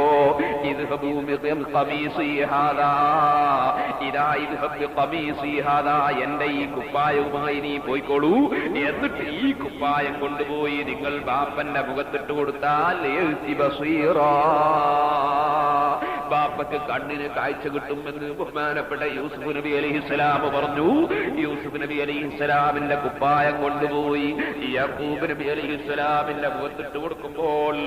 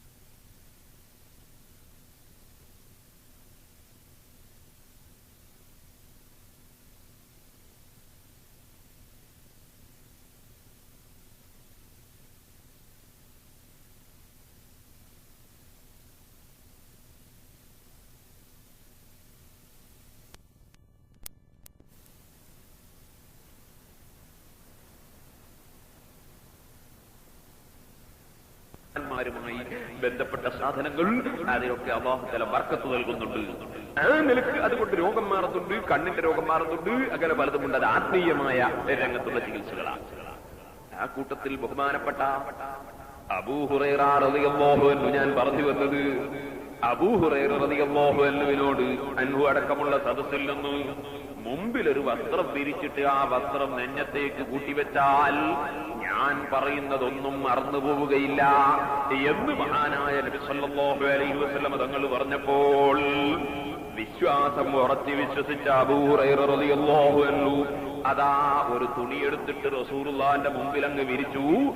ആ വിരിച്ച തുണിയെടുത്തിട്ട് താൻ പറയുന്നു, ഞാൻ എന്റെ നെഞ്ഞിലേക്ക് അവിടുത്തെ പ്രസംഗത്തിന് ശേഷം കൂട്ടിവെച്ചപ്പോൾ ഫമാ നസീതു ഖൗലൻ മിൻ ഫമാ നസീതു ശൈഅൻ മിൻ ഖൗലി റസൂലില്ലാഹി, നബി സല്ലല്ലാഹു അലൈഹി വസല്ലമ തങ്ങളുടെ വാക്കുകളിൽ നിന്ന് ഒരു വിഷയവും ഞാൻ മറന്നുപോയിട്ടില്ല. അല്ലാഹു തആല എന്റെ ഖൽബിന് ബർക്കത്ത് ചെയ്തു. അവിടുത്തെ സദസ്സിൽ വിരിച്ച തുണിയെടുത്തിട്ട് നെഞ്ചിലേക്ക് കൂട്ടിവെച്ചപ്പോൾ അല്ലാഹു എന്റെ ഹൃദയത്തിന് ബർക്കത്ത് നൽകി. അതുകൊണ്ട് തന്നെ ഞാൻ ഒരൊറ്റ വാക്കും നബി സല്ലല്ലാഹു അലൈഹി വസല്ലമ തങ്ങൾ പറഞ്ഞത് മറന്നിട്ടില്ല. അങ്ങനെയാണ് ധാരാളം ഹദീസുകൾ റിപ്പോർട്ട് ചെയ്യാൻ എനിക്ക് ഭാഗ്യം കിട്ടിയിട്ടുള്ളത്. ഞാൻ കച്ചവടത്തിന് പോയിട്ടില്ല, ഞാനതുപോലെ തന്നെ കൃഷിക്ക് പോയിട്ടില്ല. അബൂ ഹുറൈറ റളിയല്ലാഹു അൻഹു പറയുന്നു, എന്നാൽ മുസ്ലിം സമുദായത്തിൽ ഉന്നതമായ പദവി അബൂ ഹുറൈറ റളിയല്ലാഹു അൻഹുവിനുണ്ട്. കാരണം സഹാബികളുടെ കൂട്ടത്തിൽ ഏറ്റവും കൂടുതൽ ഹദീസ് ലോകത്ത് റിപ്പോർട്ട് ചെയ്ത് എത്തിച്ചു കൊടുത്ത മഹാനാണ് സയ്യിദുനാ അബൂ ഹുറൈറ റളിയല്ലാഹു അൻഹു. അല്ലാഹുവിന്റെ റസൂൽ വളരെ തൃപ്തിപ്പെട്ട ആളുമാണ് അബൂ ഹുറൈറ റളിയല്ലാഹു അൻഹു. വലിയ വിശ്വാസമാണ് നബി സല്ലല്ലാഹു അലൈഹി വസല്ലം തങ്ങളെ സംബന്ധിച്ച് അങ്ങേയറ്റത്തെ ആദരവാണ്. അതുകൊണ്ടാണ് അബൂ ഹുറൈറ റളിയല്ലാഹു അൻഹു ഈമാനിൽ അല്പം പോലും ഭംഗമില്ലെന്നല്ല, ഈമാനിൽ ഉറച്ച ഈമാനാണ്. അതുകൊണ്ട് ഒരിക്കലും നബി സല്ലല്ലാഹു അലൈഹി വസല്ലം തങ്ങളുടെ അടുക്കൽ കുറച്ച് കാരക്കയും ഒരു ചെറിയ വേഗം എടുത്തു. എന്നിട്ട് അല്ലാഹുവിന്റെ റസൂലിനോട് പറഞ്ഞു, നബിയെ ഇതിലൊന്ന് ബർക്കത്തിന് ദ്വാരന്നിട്ട് തരാം. അങ്ങനെയുണ്ട് ചില ആളുകൾ, ബർക്കത്തിന് എന്തെങ്കിലും തരണം എന്ന് പറയും ചില ആളുകൾ. ചിലർ ഇങ്ങനെ അങ്ങോട്ട് കൊടുത്തിട്ട് തന്നെ പറയും ബർക്കത്തിന് എന്തെങ്കിലും ഇങ്ങോട്ട് തരണം. അങ്ങനെ നബി സല്ലല്ലാഹു അലൈഹി വസല്ലം തങ്ങളുടെ കയ്യിൽ ഒരു ബേഗും കാരക്കയും കൊടുത്തു, ബർക്കത്തിന് ദ്വാരന്നിട്ട് തരാം. അല്ലാഹുവിന്റെ റസൂൽ ബർക്കത്തിന് വേണ്ടി ദ്വാരന്നിട്ട് താൻ അത് അരയിൽ ഇങ്ങനെ കെട്ടിത്തിരി. താൻ പറഞ്ഞു, എന്റെ അരയിൽ നിന്ന് ഒരിക്കലും നഷ്ടപ്പെട്ടു പോകാതെ ഞാൻ അരയിൽ ഇങ്ങനെ കെട്ടിത്തൂക്കിയിട്ടു. നമ്മളെ പേജറടിക്കുന്ന ആളുകൾ ഇങ്ങനെ വെച്ചിട്ട് നടക്കുന്നത് പോലെ ബഹുമാനപ്പെട്ട അബൂ ഹുറൈറ റളിയല്ലാഹു അൻഹു ഇങ്ങനെ അരയിൽ വെച്ച് കിടന്നു. താൻ പറഞ്ഞു, യുദ്ധത്തിനൊക്കെ ഞങ്ങൾ പോകുമ്പോൾ ചിലപ്പോ ഒരു സാധനം തിന്നാൻ കിട്ടൂല ഒരു സ്ഥലത്ത്. എപ്പോ കൈയിട്ട് നോക്കിയാലും കാരക്ക, ഒരൊറ്റ കാരക്ക അങ്ങോട്ട് കൊണ്ടുപോയി ഇടുകയും വേണ്ട. അങ്ങോട്ട് കാരക്ക ഒരിക്കലും കൊണ്ടുപോയി ഇടണ്ട. എപ്പോ കൈയിട്ടാലും വാഹനങ്ങൾ ബർക്കത്ത് കൊണ്ട് ദുആ ചെയ്തതുകൊണ്ട് കൈയിടുമ്പോ ഒക്കെ കാരക്കൾ. അങ്ങനെ ചാക്കുകണക്കിന് പറക്കണക്കിന് ധാരാളം കാരക്കുകൾ ഞങ്ങൾ അതിൽ നിന്ന്. പക്ഷേ നബി സല്ലല്ലാഹു അലൈഹി വസല്ലം തങ്ങളുടെ വഫാത്ത് കഴിഞ്ഞു. സിദ്ദീഖ് റളിയല്ലാഹു അൻഹുവിന്റെ ഭരണം വന്നു. സിദ്ദീഖ് റളിയല്ലാഹു അൻഹുവിന്റെ വഫാത്ത് കഴിഞ്ഞു. ഉമർ ഇബ്നുൽ ഖത്താബ് റളിയല്ലാഹു അൻഹുവിന്റെ ഭരണം വന്നു. ഉമർ ഇബ്നുൽ ഖത്താബ് റളിയല്ലാഹു അൻഹുവിന്റെ ഭരണം കഴിഞ്ഞു. ഉസ്മാൻ ഇബ്നു അഫ്ഫാൻ റളിയല്ലാഹു അൻഹുവിന്റെ ഭരണം വന്നു. അങ്ങനെ ഉസ്മാൻ റളിയല്ലാഹു അൻഹുവിന്റെ ഭരണം വരുന്നതോടുകൂടി ലോകത്ത് ഫിത്ന തുടങ്ങി. ബഹുമാനപ്പെട്ട ഉമർ ഇബ്നുൽ ഖത്താബ് റളിയല്ലാഹു അൻഹുവിന്റെ മരണത്തോടുകൂടി ഫിത്നക്ക് ആരംഭം കുറിച്ചു കഴിഞ്ഞു. ബഹുമാനപ്പെട്ട ഉസ്മാൻ റളിയല്ലാഹു അൻഹു വളരെ നീതിപൂർവ്വം ഭരണം നടത്തിക്കൊണ്ടിരിക്കുമ്പോ മുസ്ലിം സമുദായത്തിൽ തന്നെ പെട്ട ചില ആളുകൾ ഉസ്മാൻ റളിയല്ലാഹു അൻഹുവിനെതിരെ കരുനീക്കം നടത്തി. അങ്ങനെ മുസ്ലിം സമൂഹത്തിൽ തന്നെ ഭിന്നിപ്പുണ്ടാക്കാനുള്ള ശ്രമങ്ങളും പരിശ്രമങ്ങളുമായി അവസാനം ഉസ്മാൻ ഇബ്നു അഫ്ഫാൻ റളിയല്ലാഹു അൻഹുവിനെ വെട്ടിക്കൊലപ്പെടുത്തുന്ന സ്ഥാനത്തെത്തി. ഉസ്മാൻ റളിയല്ലാഹു അൻഹു ഖുർആൻ ഓതിക്കൊണ്ടിരിക്കുന്ന സമയത്ത് ഉസ്മാൻ റളിയല്ലാഹു അൻഹുവിനെ കഴുത്ത് വെട്ടിയിട്ട് കൊന്നുകളഞ്ഞു. അതൊരു വലിയ ഫിത്നയായിരുന്നു ലോകത്ത് തുടങ്ങി വെച്ചത്. ഉസ്മാൻ റളിയല്ലാഹു അൻഹുവിന്റെ കഴുത്ത് വെട്ടി കൊന്നു കഴിഞ്ഞപ്പോൾ ഉസ്മാൻ റളിയല്ലാഹു അൻഹു കൊല്ലുക എന്ന വലിയ ഫിത്നയും ഫസാദും മുസീബത്തും ലോകത്ത് സംഭവിച്ചപ്പോൾ അന്ന് അല്ലാഹുവിന്റെ റസൂല് ദുആ ചെയ്തിട്ട് എന്റെ കയ്യിൽ തന്ന എന്റെ അരയിൽ തൂക്കിയിട്ടിരുന്ന കാരക്കയും ബേഗും അന്നത്തെ ദിവസം നഷ്ടപ്പെട്ടുപോയി. ലിന്നാസി ഹമ്മും വലി ഫിൽ യൗമി ഹമ്മാനി ഹമ്മുൽ ജിറാബി വഹമ്മുസ് ശൈഖ് ഉസ്മാനി. അബൂ ഹുറൈറ റളിയല്ലാഹു അൻഹു അതിങ്ങനെ പാടുകയുണ്ടായി, ലിന്നാസി ഹമ്മുൻ, ആളുകൾക്കെല്ലാം ഒരു ദുഃഖമാണ് ഈ ദിവസത്തിലുള്ളത്. ഉസ്മാൻ റളിയല്ലാഹു അൻഹു കൊന്നുപോയ ദുഃഖമാണ്. എന്നാൽ വലി ഫിൽ യൗമി ഹമ്മാനി, എനിക്ക് ഇന്ന് രണ്ട് ദുഃഖമാണ്. ഹമ്മുൽ ജിറാബി വ ഹമ്മുസ് ശൈഖ് ഉസ്മാനി. ഒന്ന് എന്റെ കാരക്കയും ബേഗും, അല്ലാഹുവിന്റെ റസൂൽ ബർക്കത്ത് കൊണ്ട് ദുആ ചെയ്യുന്ന കാരക്കയും ബേഗും ഇന്ന് നഷ്ടപ്പെട്ടു പോയിരിക്കുന്നു. രണ്ടാമത്തത് ഉസ്മാൻ റളിയല്ലാഹു അൻഹുവിനെ കൊന്നുപോയിരിക്കുന്നു. എല്ലാവർക്കും ഒരു ദുഃഖമാണെങ്കിൽ എനിക്കിന്ന് രണ്ട് ദുഃഖം തളം കെട്ടി നിൽക്കുന്നു. തുർമുദി റളിയല്ലാഹു അൻഹു ഹദീസ് റിപ്പോർട്ട് ചെയ്തപ്പോൾ ഹദീസിന്റെ ശറഹിൽ ബഹുമാനപ്പെട്ട മുല്ലാ അലിയുൽ ഖാരി റഹ്മത്തുള്ളാഹി അലൈഹി തങ്ങൾ രേഖപ്പെടുത്തിയതായി കാണും. ലോകത്ത് ഫസാദ് വർദ്ധിക്കുന്ന സമയത്ത് ബർക്കത്ത് ഉയർന്നു പോകും എന്നതിന് ഈ ഹദീസ് തെളിവാണ്. ഫസാദ് ഇങ്ങനെ ഉണ്ടാകുമ്പോൾ ബർക്കത്ത് ഉയർന്നു പോകും. അതുകൊണ്ട് ആ പണ്ട് കാലത്ത് മന്ത്രിച്ചാലുള്ള ഫലവും ഇപ്പം മന്ത്രിച്ചാൽ കാണാത്ത, പണ്ട് കാലത്ത് നേർച്ചയാക്കാനുണ്ടാകുന്ന ഫലങ്ങൾ ഇപ്പൊ നേർച്ചയാക്കിയിട്ട് കാണാം.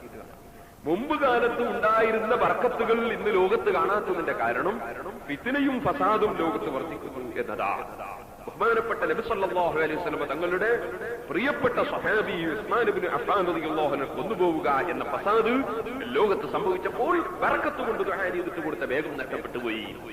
അങ്ങനെ അല്ലാഹു ബർക്കത്തുകൾ ഓരോന്നോരോന്നായി ഫസാദുകൾ വർദ്ധിച്ചുകൊണ്ടിരിക്കുമ്പോൾ ഉയർത്തിക്കളയും എന്നതിന് ഈ സംഭവം തെളിവാണെന്ന് ബഹുമാനപ്പെട്ട മുല്ലാ അലിയുൽ ഖാരി റഹ്മത്തുള്ളാഹി അലൈഹി തങ്ങൾ ഈ ഹദീസിന്റെ വ്യാഖ്യാനത്തിൽ പറയുന്നു. അപ്പൊ ഞാൻ പറഞ്ഞു വന്നത്, അങ്ങനെ വലിയ വിശ്വാസമുള്ള ആളാണ് ബഹുമാനപ്പെട്ട അബൂ ഹുറൈറ റളിയല്ലാഹു അൻഹു. മൂമിനാണ് എന്നല്ല, മുഅ്മിനീങ്ങളുടെ നേതാവാണ്. അബൂ ഹുറൈറ റളിയല്ലാഹു അൻഹു ജീവിതത്തിൽ കച്ചവടം ചെയ്തിട്ടില്ല. അതുകൊണ്ട് നിങ്ങൾ തയ്യാറുണ്ടോ? ഒരു തയ്യാറുമില്ല. പക്ഷെ കച്ചവടം ചെയ്യൽ ഹലാലല്ല, കച്ചവടം ചെയ്യൽ തെറ്റാണ് എന്നൊരാൾ പറഞ്ഞാൽ റസൂലുള്ള കൊണ്ടുവന്ന ഒന്നിനെ നിഷേധിക്കലാണ്. കച്ചവടം ചെയ്ത് ഹലാലാണ് എന്നത് അല്ലാഹുവിന്റെ റസൂൽ കൊണ്ടുവന്ന ഒരാശയമാണ്. ആ ആശയത്തെ നിഷേധിച്ചാൽ അവൻ അപ്പോൾ തന്നെ കാഫിറാണ്, അവൻ മൂമിനല്ല. മൂമിൻ എന്ന് പറഞ്ഞാൽ മുഹമ്മദ് നബി കൊണ്ടുവന്ന മുഴുവൻ വിഷയങ്ങളെയും വിശ്വസിച്ച് അംഗീകരിക്കുന്നവനാണ് മൂമിൻ. അതിലൊന്ന് നിഷേധിക്കാം, അത് നിർബന്ധമായ കാര്യമാകണം എന്നില്ല. കച്ചവടം ചെയ്യൽ ഹലാലില്ല എന്നൊരാൾ കച്ചവടം ഹലാലാണെന്നതിനെ നിഷേധിക്കുമ്പോൾ തന്നെ അവൻ കാഫറാണ്, അവൻ ഇസ്ലാമിൽ നിന്ന് പുറത്താണ്. ഇതുപോലെ കള്ളുകുടിക്കുന്നതിന് തെറ്റില്ല എന്ന് ഒരാൾ പ്രഖ്യാപിച്ചാൽ, ഒരാൾ അങ്ങനെ കള്ളുകുടിയുടെ ഹറാമിനെ നിഷേധിച്ചാൽ അവൻ കാഫറാണ്. പലിശ വാങ്ങുന്നത് അതിന് ഐറ്റാവിലെ മോശമൊന്നുമില്ല എന്നൊരാൾ പറഞ്ഞാൽ പറഞ്ഞ ഉടനെ അവൻ കാഫറാണ്. കാരണം നബി സല്ലല്ലാഹു അലൈഹി വസല്ലം കൊണ്ടുവന്ന ഒന്നിനെ അവൻ നിഷേധിച്ചു. ഇതുപോലെ നിഷേധവും പരിഹാസവും വരുന്ന എന്ത് കാര്യം നബി സല്ലല്ലാഹു അലൈഹി വസല്ലം കൊണ്ടുവന്നതിനെതിരെ വന്നാലും അവൻ ഇസ്ലാമെന്ന് പുറത്തു പോകും. നിങ്ങൾ നോക്കൂ, ഒരു ഉദാഹരണത്തിൽ ഒരുത്തനെ വിളിച്ചിട്ട് പറഞ്ഞോ, എന്റെ നഖം നീട്ടിരിക്കുന്ന നഖം അങ്ങോട്ട് മുറിച്ചാളാ. ഇപ്പൊ ചില മനുഷ്യന്മാരെ കാണാം, അങ്ങനെ നഖം നീട്ടിയിട്ട്, സുബ്ഹാനല്ലാഹ്, നഖം നീട്ടിയിട്ട് ചിലര് തീർത്ത് നഖവും നീട്ടുന്ന ശരിയായ പൂച്ചനെ പോലത്തെ ചില മനുഷ്യന്മാർ. വേറെ ചിലർ എല്ലാ നഖവും നീട്ടില്ല, ഒറ്റ നഖം മാത്രം നീട്ടിക്കൊണ്ടു പോകുന്ന ചില ആൾ. എന്തിനു? ഒന്നിനും വല്ല വെറുതെ നീട്ടില്ലേ? നബി സല്ലല്ലാഹു അലൈഹി വസല്ലം തങ്ങൾ നഖം മുറിക്കാൻ വേണ്ടി. അപ്പൊ ഒരാളോട് പറഞ്ഞത് പല്ലും അത് പാറക്ക ഫൈനഹാ സുന്നത്തുൻ അമറ ബിഹി റസൂലുള്ളാഹി സ്വല്ലല്ലാഹു അലൈഹി വസല്ലം. ഇതിന്റെ നഖം മുറിച്ചാള നബി സല്ലല്ലാഹു അലൈഹി വസല്ലം കൽപ്പിച്ചൊരു കാര്യമാണ്. ഇവനോടനെ മറുപടി എന്ത്? റസൂലുള്ള കൽപ്പിച്ചാലും ഞാനത് എടുക്കൂല, അല്ലെങ്കിൽ സുന്നത്താണെങ്കിലും എനിക്കത് വേണ്ട എന്ന് പറഞ്ഞാൽ അവൻ കാഫിറാണെന്ന് പണ്ഡിതന്മാർ രേഖപ്പെടുത്തുന്നു. കാരണം അല്ലാഹുവിന്റെ റസൂൽ കൊണ്ടുവന്നൊരു വിഷയത്തെ അവൻ നിഷേധിച്ചു എന്നതുകൊണ്ട് ഇസ്ലാമിൽ നിന്ന് പുറത്തു പോകുന്നു. ഇതുപോലെ ഇസ്ലാമിൽ നിന്ന് പുറത്തു പോകുന്ന ധാരാളം കാര്യങ്ങളുണ്ട്. അല്ലാഹുവിന്റെ റസൂൽ കൊണ്ടുവന്ന വിഷയങ്ങളെ വിശ്വസിച്ച് അംഗീകരിക്കലാണ് ഈമാൻ. ഈ കാരണം കൊണ്ട് തന്നെ പണ്ഡിതന്മാർ എഴുതി വെച്ചതായി കാണും. ഒരാൾ ബാങ്ക് കൊടുക്കുമ്പോ, ബാങ്ക് കൊടുക്കുന്ന ഒരാളുടെ ശബ്ദം കേട്ടപ്പോ ബാങ്കിനെ പരിഹസിച്ചിട്ട് ഒരാൾ പറഞ്ഞു, അത് നമ്മളെ അമ്പലത്തിലെ കൂട്ടുപോലുണ്ടല്ലോ, അല്ലെ ചർച്ചിലെ വിളി പോലുണ്ടല്ലോ എന്ന് ബാങ്കിനെ പരിഹസിച്ചുകൊണ്ടോ തരം താഴ്ത്തിക്കൊണ്ടോ പറഞ്ഞാൽ അവൻ അപ്പോൾ തന്നെ ഇസ്ലാമിൽ നിന്ന് പുറത്തു പോകും എന്ന് പണ്ഡിതന്മാർ രേഖപ്പെടുത്തുന്നു. നിങ്ങൾ നോക്കൂ, ഇതൊന്നും വേണമെന്നില്ല. വഅദ് പറയുന്ന പണ്ഡിതന്മാരുടെ ശൈലിയിലും ആളുകൾക്ക് ഇൽമു പഠിപ്പിച്ചു കൊടുക്കുന്ന ആലിമീങ്ങളുടെ ശൈലിയിലും അവരുടെ വേഷം കെട്ടി, എന്നിട്ടോ ആലിമീങ്ങളെ വേഷം കെട്ടി തലേ കെട്ടുകെട്ടി, എന്നിട്ട് ആലിമീങ്ങളെ രൂപത്തിൽ തന്നെ രൂപമെടുത്ത് എന്നിട്ട് ജനങ്ങളുള്ള ഒരു സ്ഥലത്ത് വന്ന്, ആളുകൾ ഒരുമിച്ച് കൂടിയ സ്ഥലത്ത് വന്നിട്ട് ഈ മുസ്ലിയാര് ആലിമീങ്ങളെ പോലെ ആലിമീങ്ങളെ ശൈലിയിൽ ഇവനെ കണ്ട് തുടങ്ങി വേള്. എന്തിന് വേള് പറയലല്ല, ആലിമീങ്ങളെ പരിഹസിക്കല്. എങ്ങനെ? ആളുകൾ ഇങ്ങനെ ഒരുമിച്ച് കൂടിയ സദസ്സ് പോയിട്ട് അല്ലാഹുവിന്റെ ദീനിന്റെ ഇൽമ് ഗൗരവത്തോടുകൂടി ജനങ്ങളെ പറഞ്ഞു കൊടുക്കുന്ന പണ്ഡിതന്മാർ, ആ പണ്ഡിതന്മാരെ പരിഹസിച്ചുകൊണ്ട് ഇവനൊരു സദസ്സിൽ പോയിട്ട് ആലിമീങ്ങളെ പരിഹസിക്കാൻ വേണ്ടി ഇവരങ്ങോട്ട് പ്രസംഗം തുടങ്ങി. ആലിമീങ്ങളെ ശൈലിയിൽ തന്നെ ആ ശൈലിയും ശബ്ദവും ആ രൂപവും എടുത്തിട്ട് ആളുകളുടെ മുമ്പിൽ നിന്ന് അങ്ങനെ പറയുമ്പോ ഈ ആലിമീങ്ങളെ പരിഹസിച്ച് ജനങ്ങൾ ഇങ്ങനെ ചിരിക്കാൻ തുടങ്ങി. അങ്ങനെ തഖ്വയിലേക്ക് ക്ഷണിക്കുന്ന ആലിമീങ്ങളുടെ വാദിനെയും അവരുടെ ഇൽമിന്റെ പ്രചരണത്തെയും ഇൽമിന്റെ അഹ്ലുകാരായ ആലിമീങ്ങളെ പരിഹസിക്കുക എന്ന നിലക്ക് ഒരു മനുഷ്യൻ വന്ന് ആളുകളെ മുമ്പിൽ അവരുടെ വേഷത്തിലും അവരുടെ ശബ്ദത്തിലും അവരുടെ രൂപത്തിലുമായി പരിഹസിച്ചു കഴിഞ്ഞാൽ ആ പരിഹസിക്കുന്ന സമയത്ത് അവൻ ഇസ്ലാമിൽ നിന്ന് പുറത്തുപോയ മുർത്തദ്ദാണ്, കാഫിറാണെന്ന് ബഹുമാനപ്പെട്ട സൈനുദ്ദീൻ മഖ്ദൂം റളിയല്ലാഹു അൻഹു തന്റെ ഇർശാദുൽ ഇബാദിൽ പ്രത്യേകമായി എടുത്ത് രേഖപ്പെടുത്തുന്നു. കാരണം എന്തുകൊണ്ട്? ഇൽമിനെ ബഹുമാനിക്കുക എന്നത് നബി സല്ലല്ലാഹു അലൈഹി വസല്ലം തങ്ങൾ പഠിപ്പിച്ച ആശയമാണ്. ഇൽമിന്റെ ആളുകളെ ബഹുമാനിക്കുക എന്നതും നബി സല്ലല്ലാഹു അലൈഹി വസല്ലം തങ്ങൾ പഠിപ്പിച്ച ആശയമാണ്. ആ ആശയത്തിനെതിരായി ഒരു മനുഷ്യൻ പരിഹാസത്തിന്റെ സ്വരൂപമായി രംഗത്ത് വന്നാൽ അതുകൊണ്ട് അവൻ റസൂലുള്ള കൊണ്ടുവന്ന വിഷയത്തെ നിഷേധിച്ചവനാണ്. അതുകൊണ്ട് തന്നെ അവൻ കാഫിറായി പോയി എന്ന് ഇസ്ലാമിന്റെ കോടതി പ്രഖ്യാപിക്കുമെന്ന് ബഹുമാനപ്പെട്ട സൈനുദ്ദീൻ മഖ്ദൂം റളിയല്ലാഹു അൻഹു തന്റെ ഇർശാദുൽ ഇബാദിൽ പ്രത്യേകം റിദ്ദത്തിന്റെ വകുപ്പ് പറയുന്ന സ്ഥലത്ത് രേഖപ്പെടുത്തുന്നു. നിങ്ങൾ ചിന്തിക്കണം. കാരണം നബി സല്ലല്ലാഹു അലൈഹി വസല്ലം തങ്ങൾ കൊണ്ടുവന്ന വിഷയത്തെ അംഗീകരിച്ചില്ല. ഇനി ഇതുപോലെ ഒരു മുസ്ലിമായ മനുഷ്യന് മുസീബത്ത് പറ്റി എന്ന് കേട്ടു. ഒരു മുസ്ലിമായ മനുഷ്യന് മുസീബത്ത് പറ്റി. അങ്ങനെ ഒരാൾ പറഞ്ഞോ, നമ്മളെ ഇന്നൊരാൾ അയാള് പള്ളിയിലൊക്കെ വന്ന് നിൽക്കുന്ന നല്ലൊരു മൂമിനായ മനുഷ്യനാ, അയാളെ വീട് കത്തിപ്പോയി. അപ്പൊ തന്നെ പറയാം, അവൻ അങ്ങനെ കിട്ടിയാ പോരാ. അവരൊരു മുഅ്മിനായ മനുഷ്യന് മുസീബത്തുണ്ടായതിൽ സന്തോഷം പ്രകടിപ്പിച്ചാൽ അതുകൊണ്ടും കാഫിറായി പോകുന്ന കാര്യമായി തീരുമെന്ന് പണ്ഡിതന്മാർ അവരെ ഗ്രന്ഥങ്ങളിൽ രേഖപ്പെടുത്തുന്നു. വളരെ ശ്രദ്ധിച്ചുകൊള്ളണം. അതുപോലെ തന്നെ ഒരു കാഫിറായ ഒരു മനുഷ്യൻ ഇസ്ലാമിലേക്ക് വരാൻ വേണ്ടി താല്പര്യം പ്രകടിപ്പിച്ചു. അങ്ങനെ ഒരു കാഫിറായ മനുഷ്യൻ വന്ന് ഞാനും നിങ്ങളോട് ഇസ്ലാമിൽ വരുന്നു എന്ന് പറഞ്ഞപ്പോ ഇവന്റെ മറുപടി, ഇന്നെ പോലത്തെ നിങ്ങൾ വരണ്ട. പറഞ്ഞു തീരുമ്പോ ഇവൻ കാഫിറാകുന്നു. കാരണം ഇവൻ അല്ലാഹു സുബ്ഹാനഹു വ തആല മുഴുവൻ ആളുകളെയും ഇസ്ലാമിലേക്ക് ക്ഷണിക്കുകയും അല്ലാഹുവിന്റെ റസൂൽ കഠിനാധ്വാനം ചെയ്യുകയും ചെയ്തത് ആളുകൾ ഈമാനിലേക്കും തഖ്വയിലേക്കും വരാനാണ്. അങ്ങനെ ഒരാൾ ഇസ്ലാമിലേക്ക് വരാൻ വേണ്ടി ആഗ്രഹം പ്രകടിപ്പിക്കുമ്പോ ഇവന്റെ തറവാട്ട് സ്വത്ത് പോലെ ഇവൻ പറയും, നിന്നെ പോലത്തോളം നീങ്ങി വരണ്ട, ഞങ്ങൾ ധാരാളുണ്ട് എന്ന് പറഞ്ഞാൽ അവൻ ഇസ്ലാമിൽ നിന്ന് പുറത്തു പോകുമെന്ന് പണ്ഡിതന്മാർ രേഖപ്പെടുത്തുന്നു. കാരണം അല്ലാഹുവിന്റെ റസൂൽ കൊണ്ടുവന്ന ഒരു വിഷയത്തെ നിഷേധിച്ചവനായി പോയി. നിങ്ങൾ ചിന്തിക്കണം സഹോദരന്മാരെ, വളരെയേറെ ശ്രദ്ധിച്ചിട്ടില്ലെങ്കിൽ മനുഷ്യന്റെ ഈമാനും അമലും മുഴുവനും നഷ്ടപ്പെട്ടു പോകും. ആളുകളുടെ അങ്ങനെ സുബ്ഹാനല്ലാഹ് പൊന്നാനി വന്ന് ഇസ്ലാം മതത്തെ സ്വീകരിച്ച് വന്ന് അങ്ങനെ അവസാനം പിന്നെ വലിയ വിഷമായി ജീവിക്കാരെന്ന മാർഗമില്ലാതെ അങ്ങനെ വന്ന് റമദാൻ മാസത്തിൽ ഇങ്ങനെ നടക്കുന്ന കൂട്ടത്തിൽ ഒരു പള്ളിയിലെത്തി. ഒരുത്തരെ കണ്ട് ഇവന്റെ ചോറും പാടുമ്പോ കണ്ടപ്പോ ഇവന്റെ അടുത്ത് എന്തെങ്കിലും കിട്ടുമെന്ന് മനസ്സിലാക്കി സാധു പുതുമുസ്ലിം ഇവന്റെ അടുത്ത് വന്ന്, ഇതാ എനിക്കെന്തെങ്കിലും ഒന്ന് തരണം, ഞാൻ 2 കൊല്ലം ഇസ്ലാമിൽ വന്നു, എന്നോടെല്ലാരെയും വരാൻ പറഞ്ഞു. ഇവന്റെ ചോദ്യമാണ്. കേട്ടാ തോന്നി ഇവന്റെ തറവാട്ടാണ് ഇസ്ലാം. കിബിറ്, സുബ്ഹാനല്ലാഹ്, ഖൽബിൽ കിബിർ ഇങ്ങനെ മൂന്നിട്ട് അല്ലാഹു തആല ഇവന് കുറച്ച് സമ്പത്ത് കൊടുത്തു, അല്ലെങ്കിൽ ഇവന് കുറച്ച് ആരോഗ്യം കൊടുത്തു. അപ്പോഴേക്ക് ഇവന്റെ മനസ്സിൽ കിബിറായി പോയി. സാധുക്കളെ കാണുമ്പോ പരിഹാസം. അതുപോലെ തന്നെ ആരെങ്കിലും ഒരാളെന്തെങ്കിലും തരണം എന്ന് പറയുമ്പോ പരിഹാസം. സുബ്ഹാനല്ലാഹ്, അല്ലാഹു തആല കാക്കട്ടെ. എന്റെ ചെറുപ്പക്കാരോട് പ്രത്യേകം ഞാൻ ഉണർത്തുന്നു, ഖൽബിന്റെ ഉള്ളിൽ ഒരിക്കലും ഞാനൊരു വലിയവനാണെന്ന തോന്നൽ വേണ്ട. സാധുക്കളെ സ്നേഹിക്കുന്ന കാലത്ത് മാത്രമേ അശ്റഫുൽ ഖൽഖ് സ്വല്ലല്ലാഹു അലൈഹി വസല്ലം തങ്ങളുടെ ശരിയായ ഉമ്മത്താകുന്നുള്ളൂ കേട്ടോ. മുഅ്മിനീങ്ങളെ ഏറ്റവും വലിയ ലക്ഷണമാണത്. ബഹുമാനപ്പെട്ട അബൂദറുൽ ഖിഫാരി റളിയല്ലാഹു അൻഹു പറഞ്ഞു, ഔസാനി ഖലീലി ബിസബഇൻ, ഔസാനി ഖലീലി ബിസബഇൻ. 7 കാര്യം എന്റെ പ്രിയപ്പെട്ട നബി എന്നോട് വസിയ്യത്ത് ചെയ്തു. അതിലൊന്നാമത്തെ വസിയ്യത്താണ് ഔസാനി ബിഹുബ്ബിൽ മസാകീൻ വദ്ദുനൂബി മിൻഹും. ഒന്നാമത്തെ വസിയത്ത് ബിഹബ്ബിൽ മസാകീൻ, മിസ്കീന്മാരെ സ്നേഹിക്കണം. വദ്ദുനുബി മിൻഹും, മിസ്കീന്മാരുമായി അടുക്കണം. സാധുക്കളെ സ്നേഹിക്കണം. അപ്പൊ മാത്രമേ ഈമാൻ ഉണ്ടാവും. സാധുക്കളെ സ്നേഹിക്കണം. വദ്ദുനുബി മിൻഹും, സാധുക്കളുമായി അടുക്കുകയും വേണം. ചിലർക്ക് സ്നേഹിക്കാൻ കഴിയും, അടുക്കാൻ കഴിയില്ല. സാധുക്കളോ അത് പിരിവിനൊക്കെ ചോദിച്ചാലും അടിച്ചെടുത്തു, എത്ര ചോദിച്ചാലും. നേരെ മറിച്ച് ഒരു കല്യാണമുള്ള വീട്ടിൽ പോയിട്ട് ഭക്ഷണം കഴിക്കാനിരിക്കുമ്പോ രണ്ടു മൂന്ന് സാധുക്കൾ ഇരുന്നിടത്തിൽ ഇവര് പോയിട്ട് ഇരിക്കാൻ നോക്കില്ല. ഇവൻ ചിന്തിക്കുന്നത് എന്താ, ഞാൻ ഇന്നലെ പുരണ്ടാക്കാൻ പൈസ കൊടുത്ത്, ഇന്നലെ കിതാബ് വാങ്ങാൻ പൈസ കൊടുത്ത്, ഇന്നലെ മോളെ കെട്ടിക്കാൻ വേണ്ടി പൈസ കൊടുത്ത്. ആ സാധുക്കളൊക്കെ കൂടി ഇരുന്ന ഒരു മേശ, അമ്മേശന്റെ അടുത്തൊരു കസേരയുണ്ട്. ഇവൻ കയ്യും കഴുകിയിട്ട് ഭക്ഷണം കഴിക്കാൻ വേണ്ടി വരുമ്പോ മേശന്റെ അടുത്ത് വെച്ചിട്ട് ഇവൻ നോക്കുന്നു. അങ്ങോട്ടെങ്ങാനുണ്ടോ പഞ്ചായത്ത് പ്രസിഡന്റും MLA യും മറ്റേ ആചാരും ഇപ്പത്തെ മുജാരും ഒക്കെ ഇരുന്ന് അങ്ങനെ വലിയ വലിയ ആൾക്കാർ ഇരുന്ന് ഏതെങ്കിലും ഉണ്ട്. അവിടെയല്ലേ ഞാൻ ഇരിക്കട്ടെ, ഞാൻ ഇവരോട് ഇരിക്കേണ്ട ആളാ, ഞാൻ ഇന്നലെ സദഖ കൊടുത്താളെ ഇവരൊക്കെ എന്നൊരു തോന്നൽ കൽബിൽ വരും. ആ തോന്നൽ ഉണ്ടാകാൻ പാടില്ല. മിസ്കീന്മാരെ സ്നേഹിക്കണം. മിസ്കീന്മാരുമായി അടുക്കുകയും വേണം. എന്റെ പ്രിയപ്പെട്ട നബി സല്ലല്ലാഹു അലൈഹി വസല്ലം തങ്ങൾ എന്നോട് പ്രത്യേകമായി വസിയ്യത്ത് ചെയ്ത 7 കാര്യങ്ങളിൽ 2 എണ്ണമാണ്. ഔസാനി ബിഹബ്ബിൽ മസാകീൻ വദ്ദുനുബി മിൻഹും.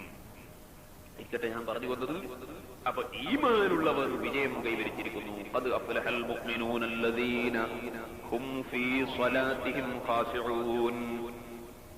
ഈമാനുള്ളവർ നിശ്ചയം വിജയം കൈവരിച്ചു. ആ ഈമാനുള്ളവർ ചില പ്രത്യേകതകൾ ഉണ്ട്. അല്ലദീന ഹും ഫീ സ്വലാത്തിഹിം ഖാശിഊൻ, അവർ നിസ്കാരത്തിൽ ഭയഭക്തിയുള്ളവരാണ്. അല്ലാഹു തആല പറഞ്ഞു, നിസ്കാരത്തിൽ ഭയഭക്തിയുള്ളവരായ മുഅ്മിനീങ്ങൾ വിജയം കൈവരിച്ചു. ഭയഭക്തി എന്ന് പറയുന്നത് 2 വിധത്തിൽ ഉണ്ട്. ഇൻഷാ അല്ലാഹ് അല്ലാഹു തൗഫീഖ് ചെയ്തെങ്കിൽ നാളെ ഞാൻ ആ വിഷയം വിശദീകരിക്കും. അല്ലാഹു തൗഫീഖ് നൽകട്ടെ. ഭക്തി ഖുശൂഉൽ അഅ്ളാ ഉണ്ട്, ഖുശൂഉൽ ഖൽബുണ്ട്. ഹൃദയത്തിന്റെ ഭക്തിയുണ്ട്. അതേ സമയത്ത് തന്നെ ഖുശൂഉൽ അഅ്ളാ അംഗങ്ങളുടെ ഭക്തിയും ഉണ്ട്. ഈ 2 ഭക്തികളെയും ഒരുമിച്ച് കൂട്ടി നിസ്കരിക്കുന്ന മുഅ്മിനീങ്ങൾ ഏതാണോ ആ മുഅ്മിനീങ്ങൾ നിശ്ചയം വിജയം കൈവരിച്ചിരിക്കുന്നു എന്നാണ് പരിശുദ്ധ ഖുർആനിൽ അല്ലാഹു തആല പറഞ്ഞതിന്റെ താല്പര്യം. അംഗങ്ങളുടെ ഭക്തി എന്ന് പറഞ്ഞാൽ അംഗങ്ങളും കൊണ്ട് എങ്ങനെയാണോ ചെയ്യാൻ കൽപ്പിച്ചിരിക്കുന്നത് അങ്ങനെ തന്നെ ചെയ്യണം. അതാണ് അംഗങ്ങളുടെ ഭക്തി. ഒരൊറ്റ ഉദാഹരണം ഇന്ന് ഞാൻ പറയുന്നത്, ബാക്കിയൊക്കെ ഇൻഷാ അല്ലാഹ് നാളെ പറയും. ഇപ്പൊ ചിലരെ കാണാം നിസ്കരിക്കാൻ നിന്നിട്ട് അല്ലാഹു അക്ബർ തക്ബീർ ചൊല്ലിക്കഴിഞ്ഞാൽ ഉടനെ ഇവന്റെ മനസ്സിൽ ഓർമ്മ വരുന്നത് എന്റെ കുപ്പായം ചൊളിഞ്ഞിട്ടിട്ടുണ്ട്, പിടിച്ചൊരൊറ്റ താഴെ. ഇപ്പുറത്തുനിന്ന് നമ്മളെ പ്രത്യേകിച്ച് നമ്മളെ കേരള കുപ്പായാണെങ്കിൽ ഇവിടെയും പിടിച്ചു താത്തി, ഇവിടെയും 2 താത്തി. അതോടുകൂടെ നിസ്കാരം പാത്തിലായി. കാരണം 4 അനക്കായി 3 അനക്കം കൊണ്ട് നിസ്കാരം പാത്തിലായി. അങ്ങനെ ഒരു കൂട്ടർ. വേറൊരു കൂട്ടരെ കാണാം, അല്ലാഹു ലിമൻ ഹമിദ. പിന്നെ ഇവന്റെ കൈ നിൽക്കൂല, ക്ലോക്കിന്റെ പെൻഡൽ ആടും പോലെ ആട്ടം. ഈ ആട്ടം കൊണ്ടെന്തായി നിസ്കാരം പാത്തിലായി. അല്ലാഹു ലിമൻ ഹമിദ പറഞ്ഞ അടുക്കിയാടെ വെച്ചാ പോരെ. പക്ഷെ ഇവന്റെ കൈ ആട്ടം തന്നെ നിസ്കാരം പാത്തിലായി. നമ്മളിപ്പം വിചാരിക്കും ഇപ്പറതല്ല വേറെ ഏതോ ആൾക്കാരെ കൊണ്ടാണ് നമ്മൾ ചിലപ്പോ അങ്ങനെ നിൽക്കും. അവനവൻ ആലോചിച്ചുകൊള്ളു. അടക്കത്തോടെ ഒതുക്കത്തോടെ നിസ്കരിക്കണം. അതാണ് ഖുശൂഅ്. ഇനി 100 എണ്ണം ഇതുപോലത്തെ പറയാനുണ്ട്. ഇൻഷാ അല്ലാഹ് കുറച്ച് ഞാൻ നാളെ അല്ലാഹു തൗഫീഖ് പറയും. ഇപ്പോൾ അങ്ങോട്ട് കിടക്കും. അത് അഫ്ലഹൽ മുഅ്മിനൂന അല്ലദീന ഹും ഫീ സ്വലാത്തിഹിം ഖാശിഊൻ. നിസ്കാരത്തിൽ ഭയഭക്തിയുള്ള മുഅ്മിനീങ്ങൾ നിശ്ചയം വിജയം കൈവരിച്ചിരിക്കുന്നു. കാരണം നിസ്കാരം എന്നത് യജമാനനുമായി അടിമ നടത്തുന്ന സംഭാഷണമാണ്.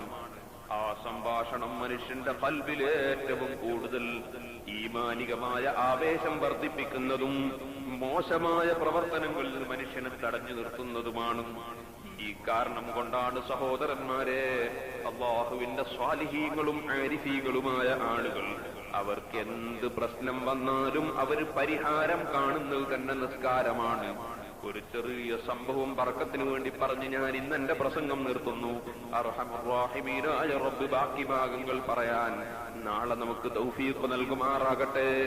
മഹാനായ അശ്റഫുൽ ഖൽഖ് മുഹമ്മദുർ റസൂലുള്ളാഹി സ്വല്ലല്ലാഹു അലൈഹി വസല്ലം അവിടുന്ന് സ്വഹാബികളെ പല ഭാഗത്തേക്കും പല വിഷയത്തിനു വേണ്ടിയും പറഞ്ഞേക്കാം.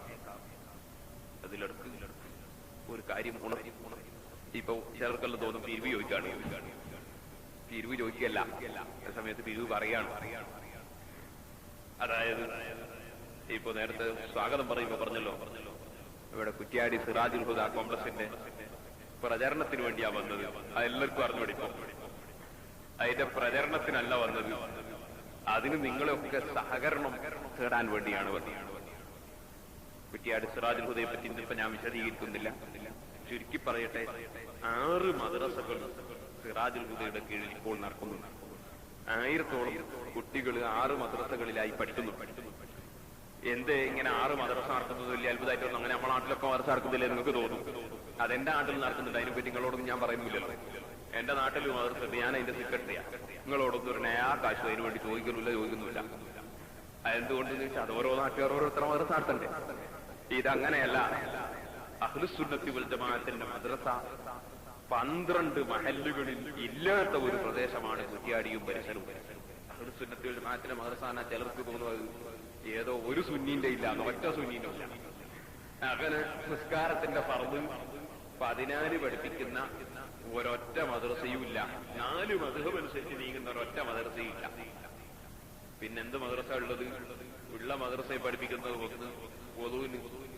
വധുവിന്റെ ഫർദ് പഠിപ്പിക്കുമ്പോൾ ആദ്യം തന്നെ നിയ്യത്തില്ല. നിസ്കാരത്തിന്റെ ഫർദ് പഠിപ്പിക്കുമ്പോൾ നിയ്യത്ത് പറയുന്നത് ശരിയല്ല. പിന്നെ നിസ്കാരത്തിന്റെ ഫർദ് പഠിപ്പിക്കുമ്പോൾ തന്നെ ചില ബുക്കിൽ 9, ചിലയിൽ 10. ഇശാഇന്റെ സമയം രാത്രി 12 മണി വരെ. വേറെ നോക്കുമ്പോ നായെ പതിവ് തൊട്ടാൽ 7 പ്രാവശ്യം കഴുകണം എന്നുള്ളതില്ല. ഉനൂത്ത് പിന്നെ എന്തായാലും വേണ്ട, പെണ്ണുങ്ങൾ തൊട്ടാ ഒന്നും പുറിയുന്നില്ല.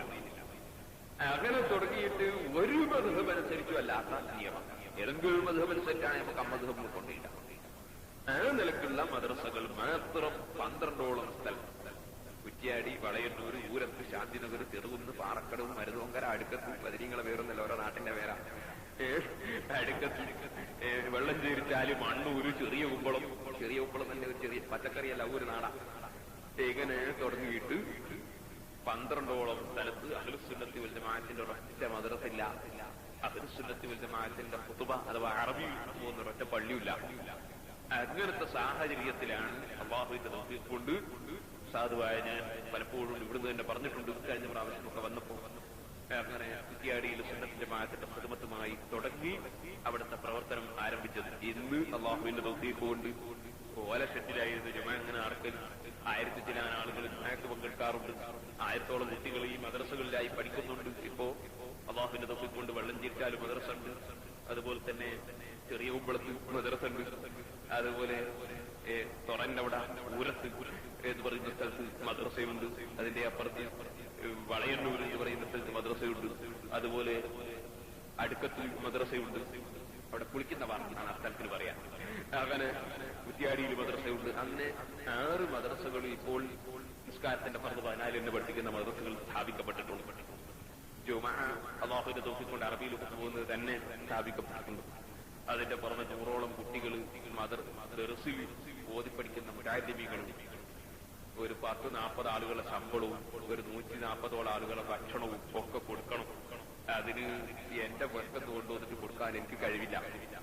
നിങ്ങളെപ്പോലത്തെ ആളുകൾ മുഅ്മിനീങ്ങളുടെ സഹായം കൊണ്ട് മാത്രമാണ് അത് നടക്കുന്നത്. അതുകൊണ്ട് നിങ്ങൾക്ക് അല്ലാഹു തആല തന്ന നിയമത്തിൽ ഉള്ളവർ മാത്രം, ജോലിയുള്ള ആളുകൾ ഒരു മാസത്തിൽ അല്ലാഹു തആല തരുന്ന ഇതിൽ നിന്ന് എന്തെങ്കിലും ഒരു ചെറിയ സംഖ്യ ഈ മുതഅല്ലിമീങ്ങളുടെ ഭക്ഷണത്തിന് വേണ്ടി, ഈ കുട്ടികൾക്ക് ഫാത്തിഹ പഠിപ്പിക്കുന്ന മുഅല്ലിമീങ്ങളുടെ ഭക്ഷണത്തിന് വേണ്ടി, അതുപോലെ നമ്മുടെ മദ്രസയിലെ മുഅല്ലിമീങ്ങൾക്ക് കൊടുക്കുന്ന ശമ്പളത്തിന് വേണ്ടി എന്ന് പറയുമ്പോൾ വലിയ ശമ്പളമൊന്നും കൊടുത്തിട്ടൊന്നും അല്ലേ മുഅല്ലിമീങ്ങളെ നിർത്തുന്നത്. ഏറ്റവും ടോപ്പ് ലെവലുള്ള ഒരു സദർ മുഅല്ലിമിന്റെ ശമ്പളം എത്ര എന്ന് ചോദിച്ചാൽ 700 റുപ്യായിരിക്കും. 700 റുപ്യ ദിർഹമല്ല, നമ്മളെ നാട്ടിലെ ഇവിടെ 700 റുപ്യ തന്നെ എന്താ ഉണ്ടാവുക നിങ്ങൾ ആലോചിച്ചു. അങ്ങനെയൊക്കെയാണ് ശമ്പളം കൊടുത്തിട്ട് ഒപ്പിച്ചു കൊണ്ടുപോകുന്നത്. എന്നാൽ തന്നെ ഒരു മാസത്തിൽ ചുരുങ്ങിയതൊരു 80,000-90,000 റുപ്യ ചെലവ് വേണം. ഇത് എവിടുന്ന് ഉണ്ടാക്കാനാണ്? അതുകൊണ്ട് നിങ്ങളൊക്കെ തരണം ഒരു മാസത്തിൽ ഒരു ചെറിയ സംഖ്യ ഓരോരുത്തരും. ഒരു മുതഅല്ലിമിന്റെ ഭക്ഷണം ഒരാൾ കണക്കാക്കാൻ ഒരു മാസത്തിൽ 50 ദിർഹം വന്നാൽ മതി. ഇനി അതിന്റെ ചുരുങ്ങിയിട്ട് ഒരാൾ 25, 20, 10, 5 വരെ ദിർഹം മുതൽ 5 കുറച്ചായാൽ പിന്നെ അതുകൊണ്ട് പിന്നെ കൊടുക്കായി. അതുകൊണ്ട് ഓരോരുത്തർക്ക് കഴിയുന്ന ഒരു മാസത്തിൽ എല്ലാവരും തരണം. കുറെ ആളൊക്കെ മുമ്പ് മെമ്പർഷിപ്പ് എടുത്ത് തരുന്നവരുണ്ട്, ചിലത് മുൻകരുവായി പോയതുണ്ട്, തന്നോണ്ടിരിക്കുമ്പോൾ നാട്ടിലേക്ക് പോയതൊക്കെ കൊണ്ട് അങ്ങനെ ഉണ്ട്. ചിലര് ജോലിയില്ലാതെ ആയി പോയത് കൊണ്ട് കൊടുക്കാത്തവരുണ്ട്. അല്ലാഹു ജോലിയില്ലാത്തവർക്ക് ഹൈറായ ജോലി നൽകുമാറാകട്ടെ.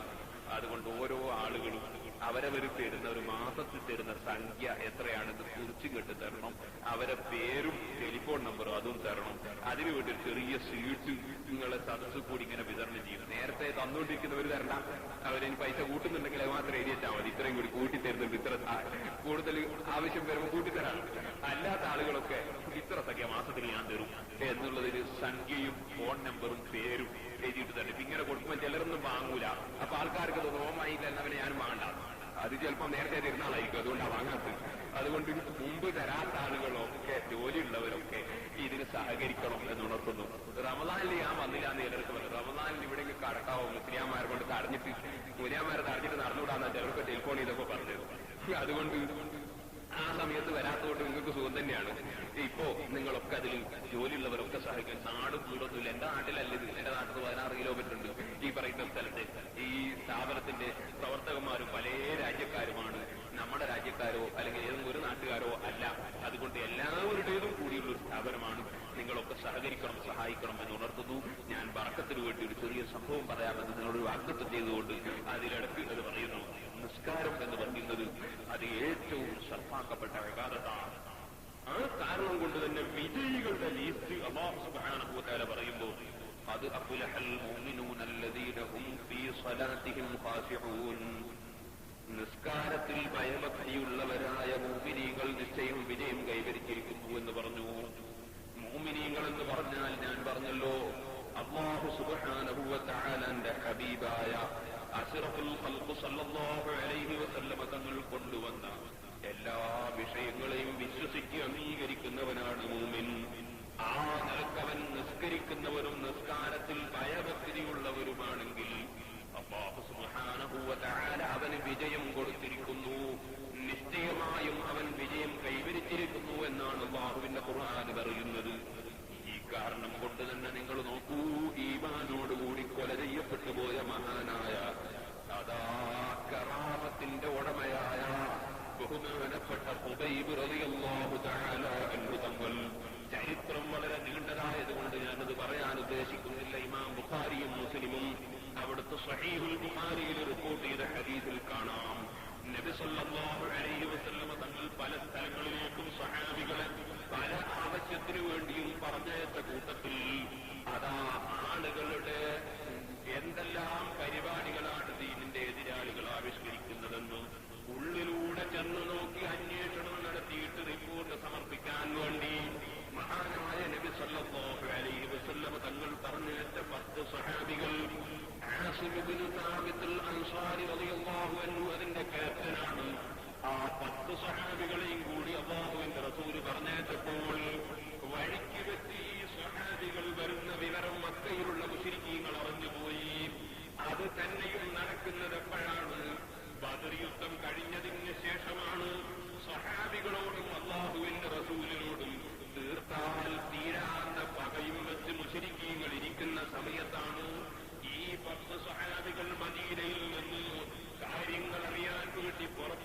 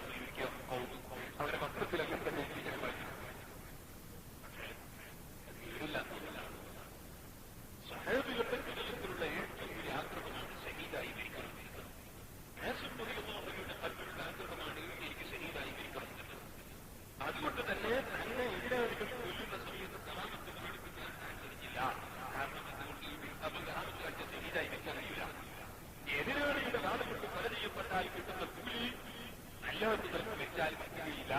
അതുകൊണ്ട് കൊല്ലുന്ന സമയത്ത് കണക്ക് കാണില്ല. അതേസമയം കൊന്നതിന് ശേഷം ശരീരം വികൃതമാക്കാൻ വേണ്ടി ആളുകൾ വന്നപ്പോൾ ഇവിടെ തന്നെ കറാമത്ത് കാണിച്ചു. അങ്ങനെ അത് ശരീരം തൊടാൻ അനുവദിച്ചതുമില്ല. വ്യാഖ്യാനത്തിൽ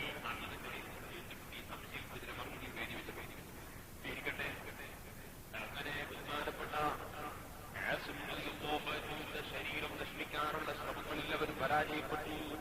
തന്റെ ശരീരം മയ്യത്തിൽ അത് സംരക്ഷണം നൽകി. എന്നാൽ ബാക്കിയുള്ള സ്വഹാബികൾ അവരെ ആശയം നൽകിയതല്ല, അവർക്ക് നിങ്ങൾ അങ്ങോട്ട് എതിർക്കുന്നില്ല എന്ന് അവർക്ക് തീരുമാനം അറിയിച്ചു കൊടുത്തപ്പോൾ ആ നാളുകളെയും അറസ്റ്റ് ചെയ്തിട്ട് കൈക്കും കാലിനും ചങ്ങല വെച്ചതിന് ശേഷം കൊണ്ടുപോയി. ആ കൂട്ടത്തിൽ ഒരാളാണ്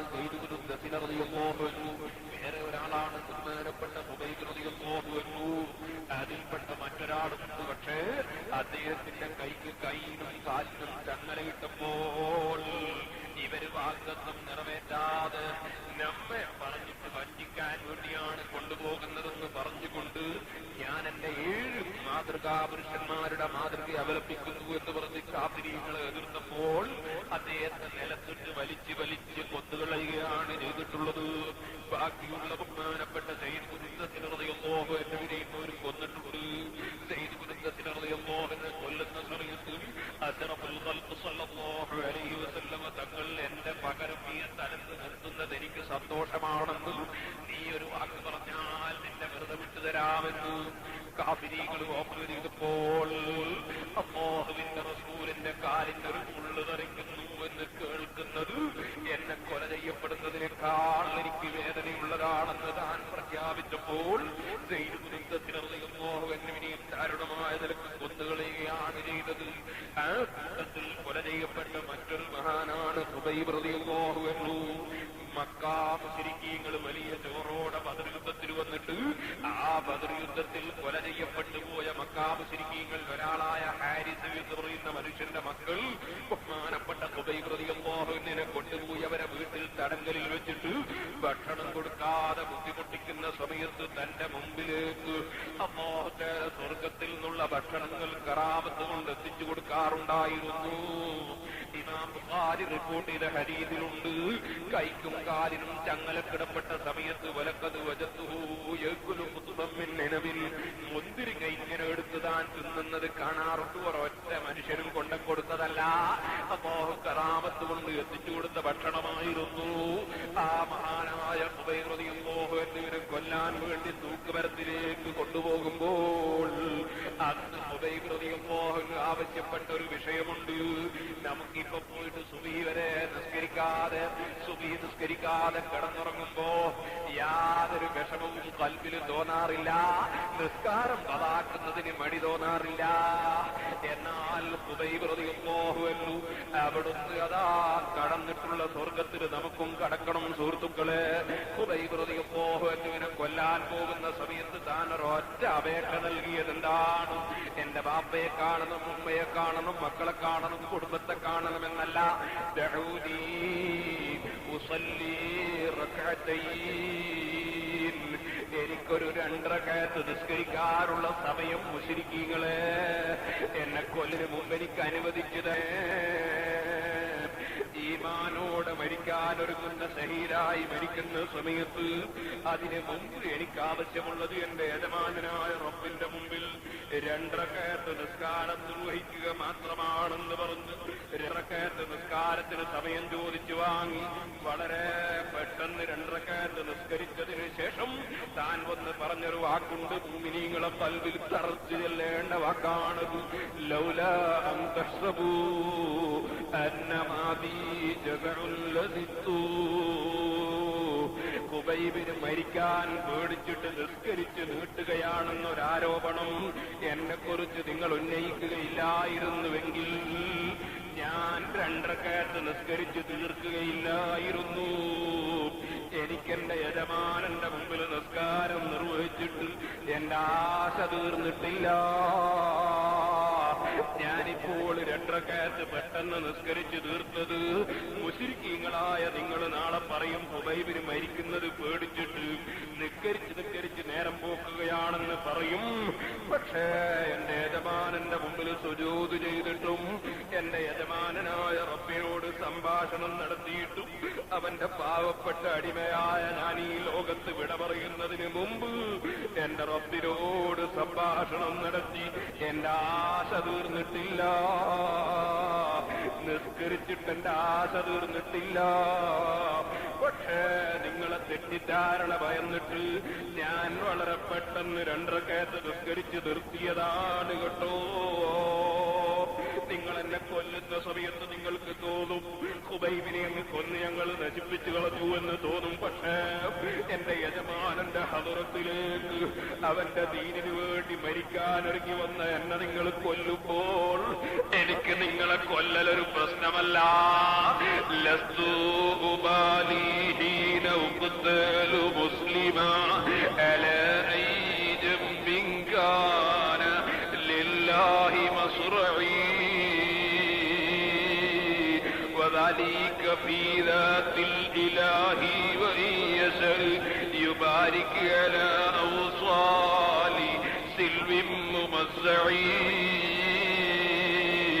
താൻ അല്ലാഹുവിനോട് ഒരൊറ്റ ദുആ ചെയ്തതിന് ശേഷം പറയുന്നു, എന്നെ മുസ്ലിമായി കൊല ചെയ്യപ്പെടുമ്പോ എനിക്ക് കൊല്ലുന്നതൊരു പ്രശ്നമല്ല. എന്റെ ശരീരം നിങ്ങൾ കഷ്ണം കഷ്ടമായി നുറുക്കിക്കഴിഞ്ഞാൽ ആ ശരീരത്തിന്റെ മാംസങ്ങൾ മുഴുവനും ഒരുമിച്ച് കൂട്ടി ബറക്കത്ത് ചെയ്യാൻ കഴിവുള്ള റബ്ബിന്റെ ദീനിനു വേണ്ടി മരിക്കുമ്പോൾ എനിക്കതൊരു പ്രശ്നമല്ല. പക്ഷേ അർഹമുർ റഹീമീനായ റബ്ബേ, എന്റെ കുടുംബങ്ങളിൽ നിന്ന്, സ്നേഹിതന്മാരിൽ നിന്ന്, എന്റെ നേതാവായ നബി സല്ലല്ലാഹു അലൈഹി വസല്ലമ തങ്ങളിൽ നിന്ന് വളരെ അകന്ന ഒരു സ്ഥലത്ത് ഒറ്റക്ക് കൊണ്ടുവന്ന് തടങ്കയിൽ വെച്ച് എന്നെ ബുദ്ധിമുട്ടിച്ചിട്ട് അവസാനം ഈ ഇസ്ലാമിന്റെ വിരോധികൾ എന്നെ കൊല്ലുകയാണ് റബ്ബേ. അതുകൊണ്ട് എനിക്കൊരപേക്ഷയാണ് റബ്ബാകുന്ന നിന്നോടുള്ളത്.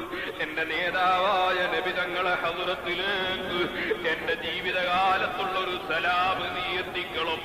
അല്ലാഹുമ്മ ബല്ലിഗ് അന്നീ നബിയക സലാം.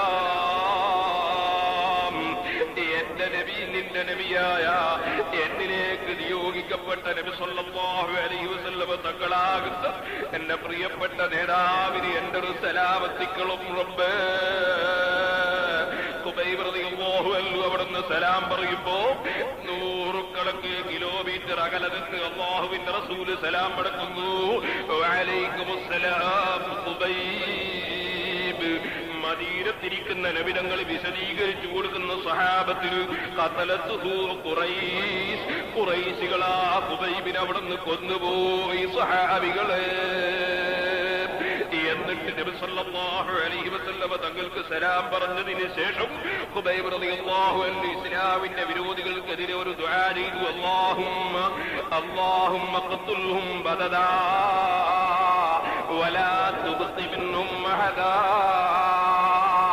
പടച്ച റബ്ബേ, ഒരാളുമില്ലാത്ത കൂട്ടുകാരില്ലാത്ത സ്ഥലത്ത് കൊണ്ടുവന്ന് എന്നെ കൊല്ലാനൊരുങ്ങിയ ഈ കക്ഷികളെയും വേറെ വേറെയാക്കി നീ കൊല്ലണം റബ്ബേ. വലാ തുബ്ഖി മിൻഹും അഹദാ. ഇവരിൽ ഒരാളെയും നീ ബാക്കി വെക്കല്ല റബ്ബേ എന്ന് ദുആ ചെയ്തുകൊണ്ട് ലോകത്തോട് ഖുബൈബ് റളിയല്ലാഹു അൻഹു വിട പറഞ്ഞു. പക്ഷേ തന്റെ ഖൽബിൽ അതാ പടച്ച റബ്ബിന് ആത്മാർത്ഥതയോടെ ഖുശൂഅോടെ നിസ്കരിക്കുക എന്നത് സന്തോഷമുള്ള കാര്യമാണ്. അതുകൊണ്ട് മരിക്കാൻ നോക്കുന്ന സമയത്തും ഖുശൂഅോടെ 2 റകഅത്ത് നിസ്കരിച്ചു. ഖുശൂഇല്ലാത്തവന്റെ നിസ്കാരം ഇന്നഹാ ലകബീറത്തുൻ ഇല്ലാ അലൽ ഖാശിഈൻ. പേടിക്കാത്തവൻ, ഭക്തിയില്ലാത്തവന് നിസ്കാരം ഭാരമാണ്. പക്ഷേ അങ്ങേയറ്റത്തെ ഭക്തിയുള്ള ഖുബൈബ് റളിയല്ലാഹു അൻഹുവിന് ഭാരമേറിയ മരണം വന്ന് തന്നെ സ്വാഗതം ചെയ്യുമ്പോൾ ഖൽബിന് സന്തോഷമുള്ള വിഷയം നിസ്കാരമാണ്. അത് 2 റകഅത്ത് നിസ്കരിച്ചിട്ട് തനിക്ക് ആശ തീർന്നിട്ടില്ല. ശത്രുക്കളുടെ ആരോപണം പേടിച്ച് 2 റകഅത്ത് കൊണ്ട് നിസ്കരിച്ച് സമാധാനം കാണുന്നു. ഭയഭക്തിയുള്ള നിസ്കാരക്കാരുടെയും അവസ്ഥ. അർഹമുർ റഹീമീനായ റബ്ബ് നിസ്കാരത്തിൽ ഖുശൂഉള്ള മുഅ്മിനീങ്ങളിൽ നമ്മെ ഉൾപ്പെടുത്തുമാറാകട്ടെ. കൃത്യമായി നിസ്കരിക്കുന്ന മുഅ്മിനീങ്ങളിൽ അല്ലാഹു നമ്മെ ഉൾപ്പെടുത്തി തരുമാറാകട്ടെ. നമ്മുടെ എല്ലാ നിസ്കാരങ്ങളും മുഴുവൻ അമലുകളും അല്ലാഹു സ്വീകരിക്കുമാറാകട്ടെ. ഞാൻ ദുആ ചെയ്യുന്നു, ഒരു 11 സ്വലാത്ത് റസൂലുള്ളാഹിന്റെ ഹദ്റത്ത് എനിക്ക് ചൊല്ലിയിട്ട് നമുക്ക് ദുആ ചെയ്ത് പിരിയണം. നാളെ ഇൻഷാ അല്ലാഹ് 9:30 തന്നെ വഅദ് തുടങ്ങും. നിങ്ങൾ 9:30 എത്തിയാൽ നാളെ പ്രത്യേകിച്ച് ഞാൻ ഓർമ്മപ്പെടുത്തുന്നു, വ്യാഴാഴ്ചയും കൂടിയാണല്ലോ. അതുകൊണ്ട് നേരത്തെ തന്നെ എല്ലാവരും എത്തിച്ചേരണം. നേരത്തെ തന്നെ വഅദ് നിർത്തുകയും വേണം. 11 സ്വലാത്ത് ചൊല്ലിയിട്ട് നമുക്ക് ദുആ ചെയ്യണം. സ്വല്ലല്ലാഹു അലൽ അംബിയാഇ വൽ മുർസലീന വആലിഹിം വസ്വഹ്ബിഹിം വമലായികതികൽ കിറാമി അജ്മഈൻ. അൽഹംദുലില്ലാഹി റബ്ബിൽ ആലമീൻ. حمدا يوافي نعمه ويكافئ مزيدا. اللهم صل وسلم وبارك على رسولك وحبيبك سيدنا محمد وعلى آل وأصحاب سيدنا ومولانا محمد كما صليت وسلمت وباركت على إبراهيم وعلى آل إبراهيم في العالمين إنك حميد مجيد. أرحم الراحمين يا الملك الجبار يا راج سيدا يا തമ്പുരാനെ, സാധുക്കളായ ഞങ്ങൾ ചൊല്ലിയ സ്വലാത്ത് നിന്റെ ഹബീബായ നബി സല്ലല്ലാഹു അലൈഹി വസല്ലമ തങ്ങളെ ഹദ്റത്തിൽ നീ എത്തിക്കണം റഹ്മാനേ. ലോകത്തിന്റെ വിവിധ ഭാഗങ്ങളിൽ നിന്ന് കോടിക്കണക്കായ ഉമ്മത്തുകൾ അവിടുത്തെ ഹദ്റത്തിലേക്ക് സ്വലാത്തും സലാമും ചൊല്ലുമ്പോൾ സാധുക്കളായ ഞങ്ങൾ ഈ സ്ഥലത്ത് വെച്ച് ഈ പള്ളിയിൽ നിന്ന് അവിടുത്തെ മഹനീയ ഹദ്റത്തിലേക്ക് ചൊല്ലിയ സ്വലാത്തുകളും നീ അവിടുത്തെ ഹദ്റത്തിലെത്തിക്കണം റഹ്മാനേ. അവിടുത്തെ മുമ്പിൽ പോയി ധാരാളം പ്രാവശ്യം സ്വലാത്തും സലാമും നിർവഹിക്കാനുള്ള തൗഫീഖ് നൽകണം റഹ്മാനേ. നിന്റെ ഹബീബായ നബി സല്ലല്ലാഹു അലൈഹി വസല്ലമ തങ്ങളോടുള്ള സ്നേഹം ഞങ്ങളെ ഖൽബിൽ നീ ഏറ്റി തരണം റഹ്മാനേ. അവിടുത്തെ സ്ഥാനം ഇടിച്ചതായി തന്ന മുഴുവൻ പുതിയ കക്ഷികളോടും ഞങ്ങളെ ഖൽബിൽ നീ വെറുപ്പ് നിലനിർത്തണം റഹ്മാനേ. ആ ഒരു അമലിന്റെ ബർക്കത്ത് കൊണ്ട് ഞങ്ങളെ എല്ലാ അമലുകളും നീ സ്വീകരിക്കണം റഹ്മാനേ. അർഹമുർ റഹീമീനായ അൽ മലിക്കുൽ ജബ്ബാറായ രാജ സയ്യിദായ തമ്പുരാനെ, സാധുക്കളായ ഞങ്ങൾ നിസ്കാരത്തിൽ ഖുശൂഅ് കുറഞ്ഞവരാണ്. മറ്റ് അമലുകളിലെല്ലാം ഭക്തി കുറഞ്ഞു പോയവരാണ്. ഞങ്ങൾ ഈ ആഖിർ സമാനിൽ ജീവിക്കുന്ന ചണ്ടി ചവറുകൾ മാത്രമാണ്. ഞങ്ങളെ അമലുകൾ നിന്റെ മഹ്ലായ ഫദ്ല് കൊണ്ട് നീ ഖബൂൽ ചെയ്യണം റഹ്മാനേ. ഞങ്ങളെ മജ്ലിസുകൾ നീ ഖബൂൽ ചെയ്യണം റഹ്മാനേ. ഞങ്ങളെ ദുആന നീ സ്വീകരിക്കണം റഹ്മാനേ. ഞങ്ങളാരും മഅസൂമീങ്ങളായ അമ്പിയാക്കളല്ല, മഹ്ഫൂദീങ്ങളായ ഔലിയാക്കളുമല്ല. ജീവിതത്തിൽ അറിഞ്ഞും അറിയാതെയും ഒരുപാട് തെറ്റുകളും കുറ്റങ്ങളും വന്നുപോയ പാപികളും ദോഷികളുമാണ് റഹ്മാനേ. സാധുക്കളായ ഞങ്ങൾ യജമാനനായ നിന്നോട് താണുകേട് മാപ്പ് ചോദിക്കുന്നു. ഞങ്ങളെല്ലാ ദോഷങ്ങളും നീ മാപ്പ് ചെയ്യണം റഹ്മാനേ. എല്ലാ പാപങ്ങൾക്കും മാപ്പ് നൽകണം റഹ്മാനേ. ഞങ്ങൾക്കും ഞങ്ങളോട് ദുആ കൊണ്ട് വസിയ്യത്ത് ചെയ്തവർക്കും ഞങ്ങളെ സ്നേഹിക്കുന്ന മുഴുവൻ മുഅ്മിനീങ്ങൾക്കും നീ മാപ്പ് ചെയ്യണം റഹ്മാനേ. വല്ല പ്രശ്നത്തിനും വല്ല മനുഷ്യനോടും മാപ്പ് പറയാൻ ആവശ്യപ്പെട്ടാൽ ഞങ്ങൾ അഭിമാനം അതിനനുവദിക്കാറില്ല. റബ്ബാകുന്ന നിന്നോട് മാപ്പ് ചോദിക്കുന്ന സ്ഥലത്ത് ഞങ്ങൾക്കൊരഭിമാനവുമില്ല റഹ്മാന്. ഞങ്ങൾക്കൊരപമാനവും വരാനില്ല റഹ്മാന്. ഈ മാപ്പ് ചോദിക്കുന്ന നാവുകളെ പടച്ചത് നീ തന്നെയാണ് റഹ്മാന്. ചോദിക്കാനുള്ള കഴിവ് തന്നവരും നീ തന്നെയാണ്. ഞങ്ങൾ ഇന്നുവരെ കുടിച്ച വെള്ളവും ഭക്ഷണവും ഞങ്ങൾ ആരോഗ്യവും ഞങ്ങളെ ശരീരവും എല്ലാം നിന്റെ നിയന്ത്രണത്തിലും നീ തന്നിട്ടുള്ളത് മാത്രമാണ്. യജമാനനായ നിന്നോട് ഒന്നിനും കഴിവില്ലാത്ത ദുർബലരായ അടിമകളായ ഞങ്ങൾ മാപ്പ് ചോദിക്കുന്ന സ്ഥലത്ത് ഞങ്ങൾക്ക് അല്പം പോലും അപമാനം തോന്നുന്നില്ല റഹ്മാന്. റബ്ബാകുന്ന നിന്നോട് ധാരാളമായി മാപ്പ് പറയാനുള്ള തൗഫീഖ് തരണം റഹ്മാന്. ഞങ്ങളുടെ അപേക്ഷകളും മാപ്പുകളും നീ സ്വീകരിക്കണം റഹ്മാന്. ഞങ്ങളുടെ എല്ലാ ദോഷങ്ങളും നീ മാപ്പ് ചെയ്യണം റഹ്മാന്. നിന്റെ താഅത്തിലായി ജീവിക്കാനുള്ള തൗഫീഖ്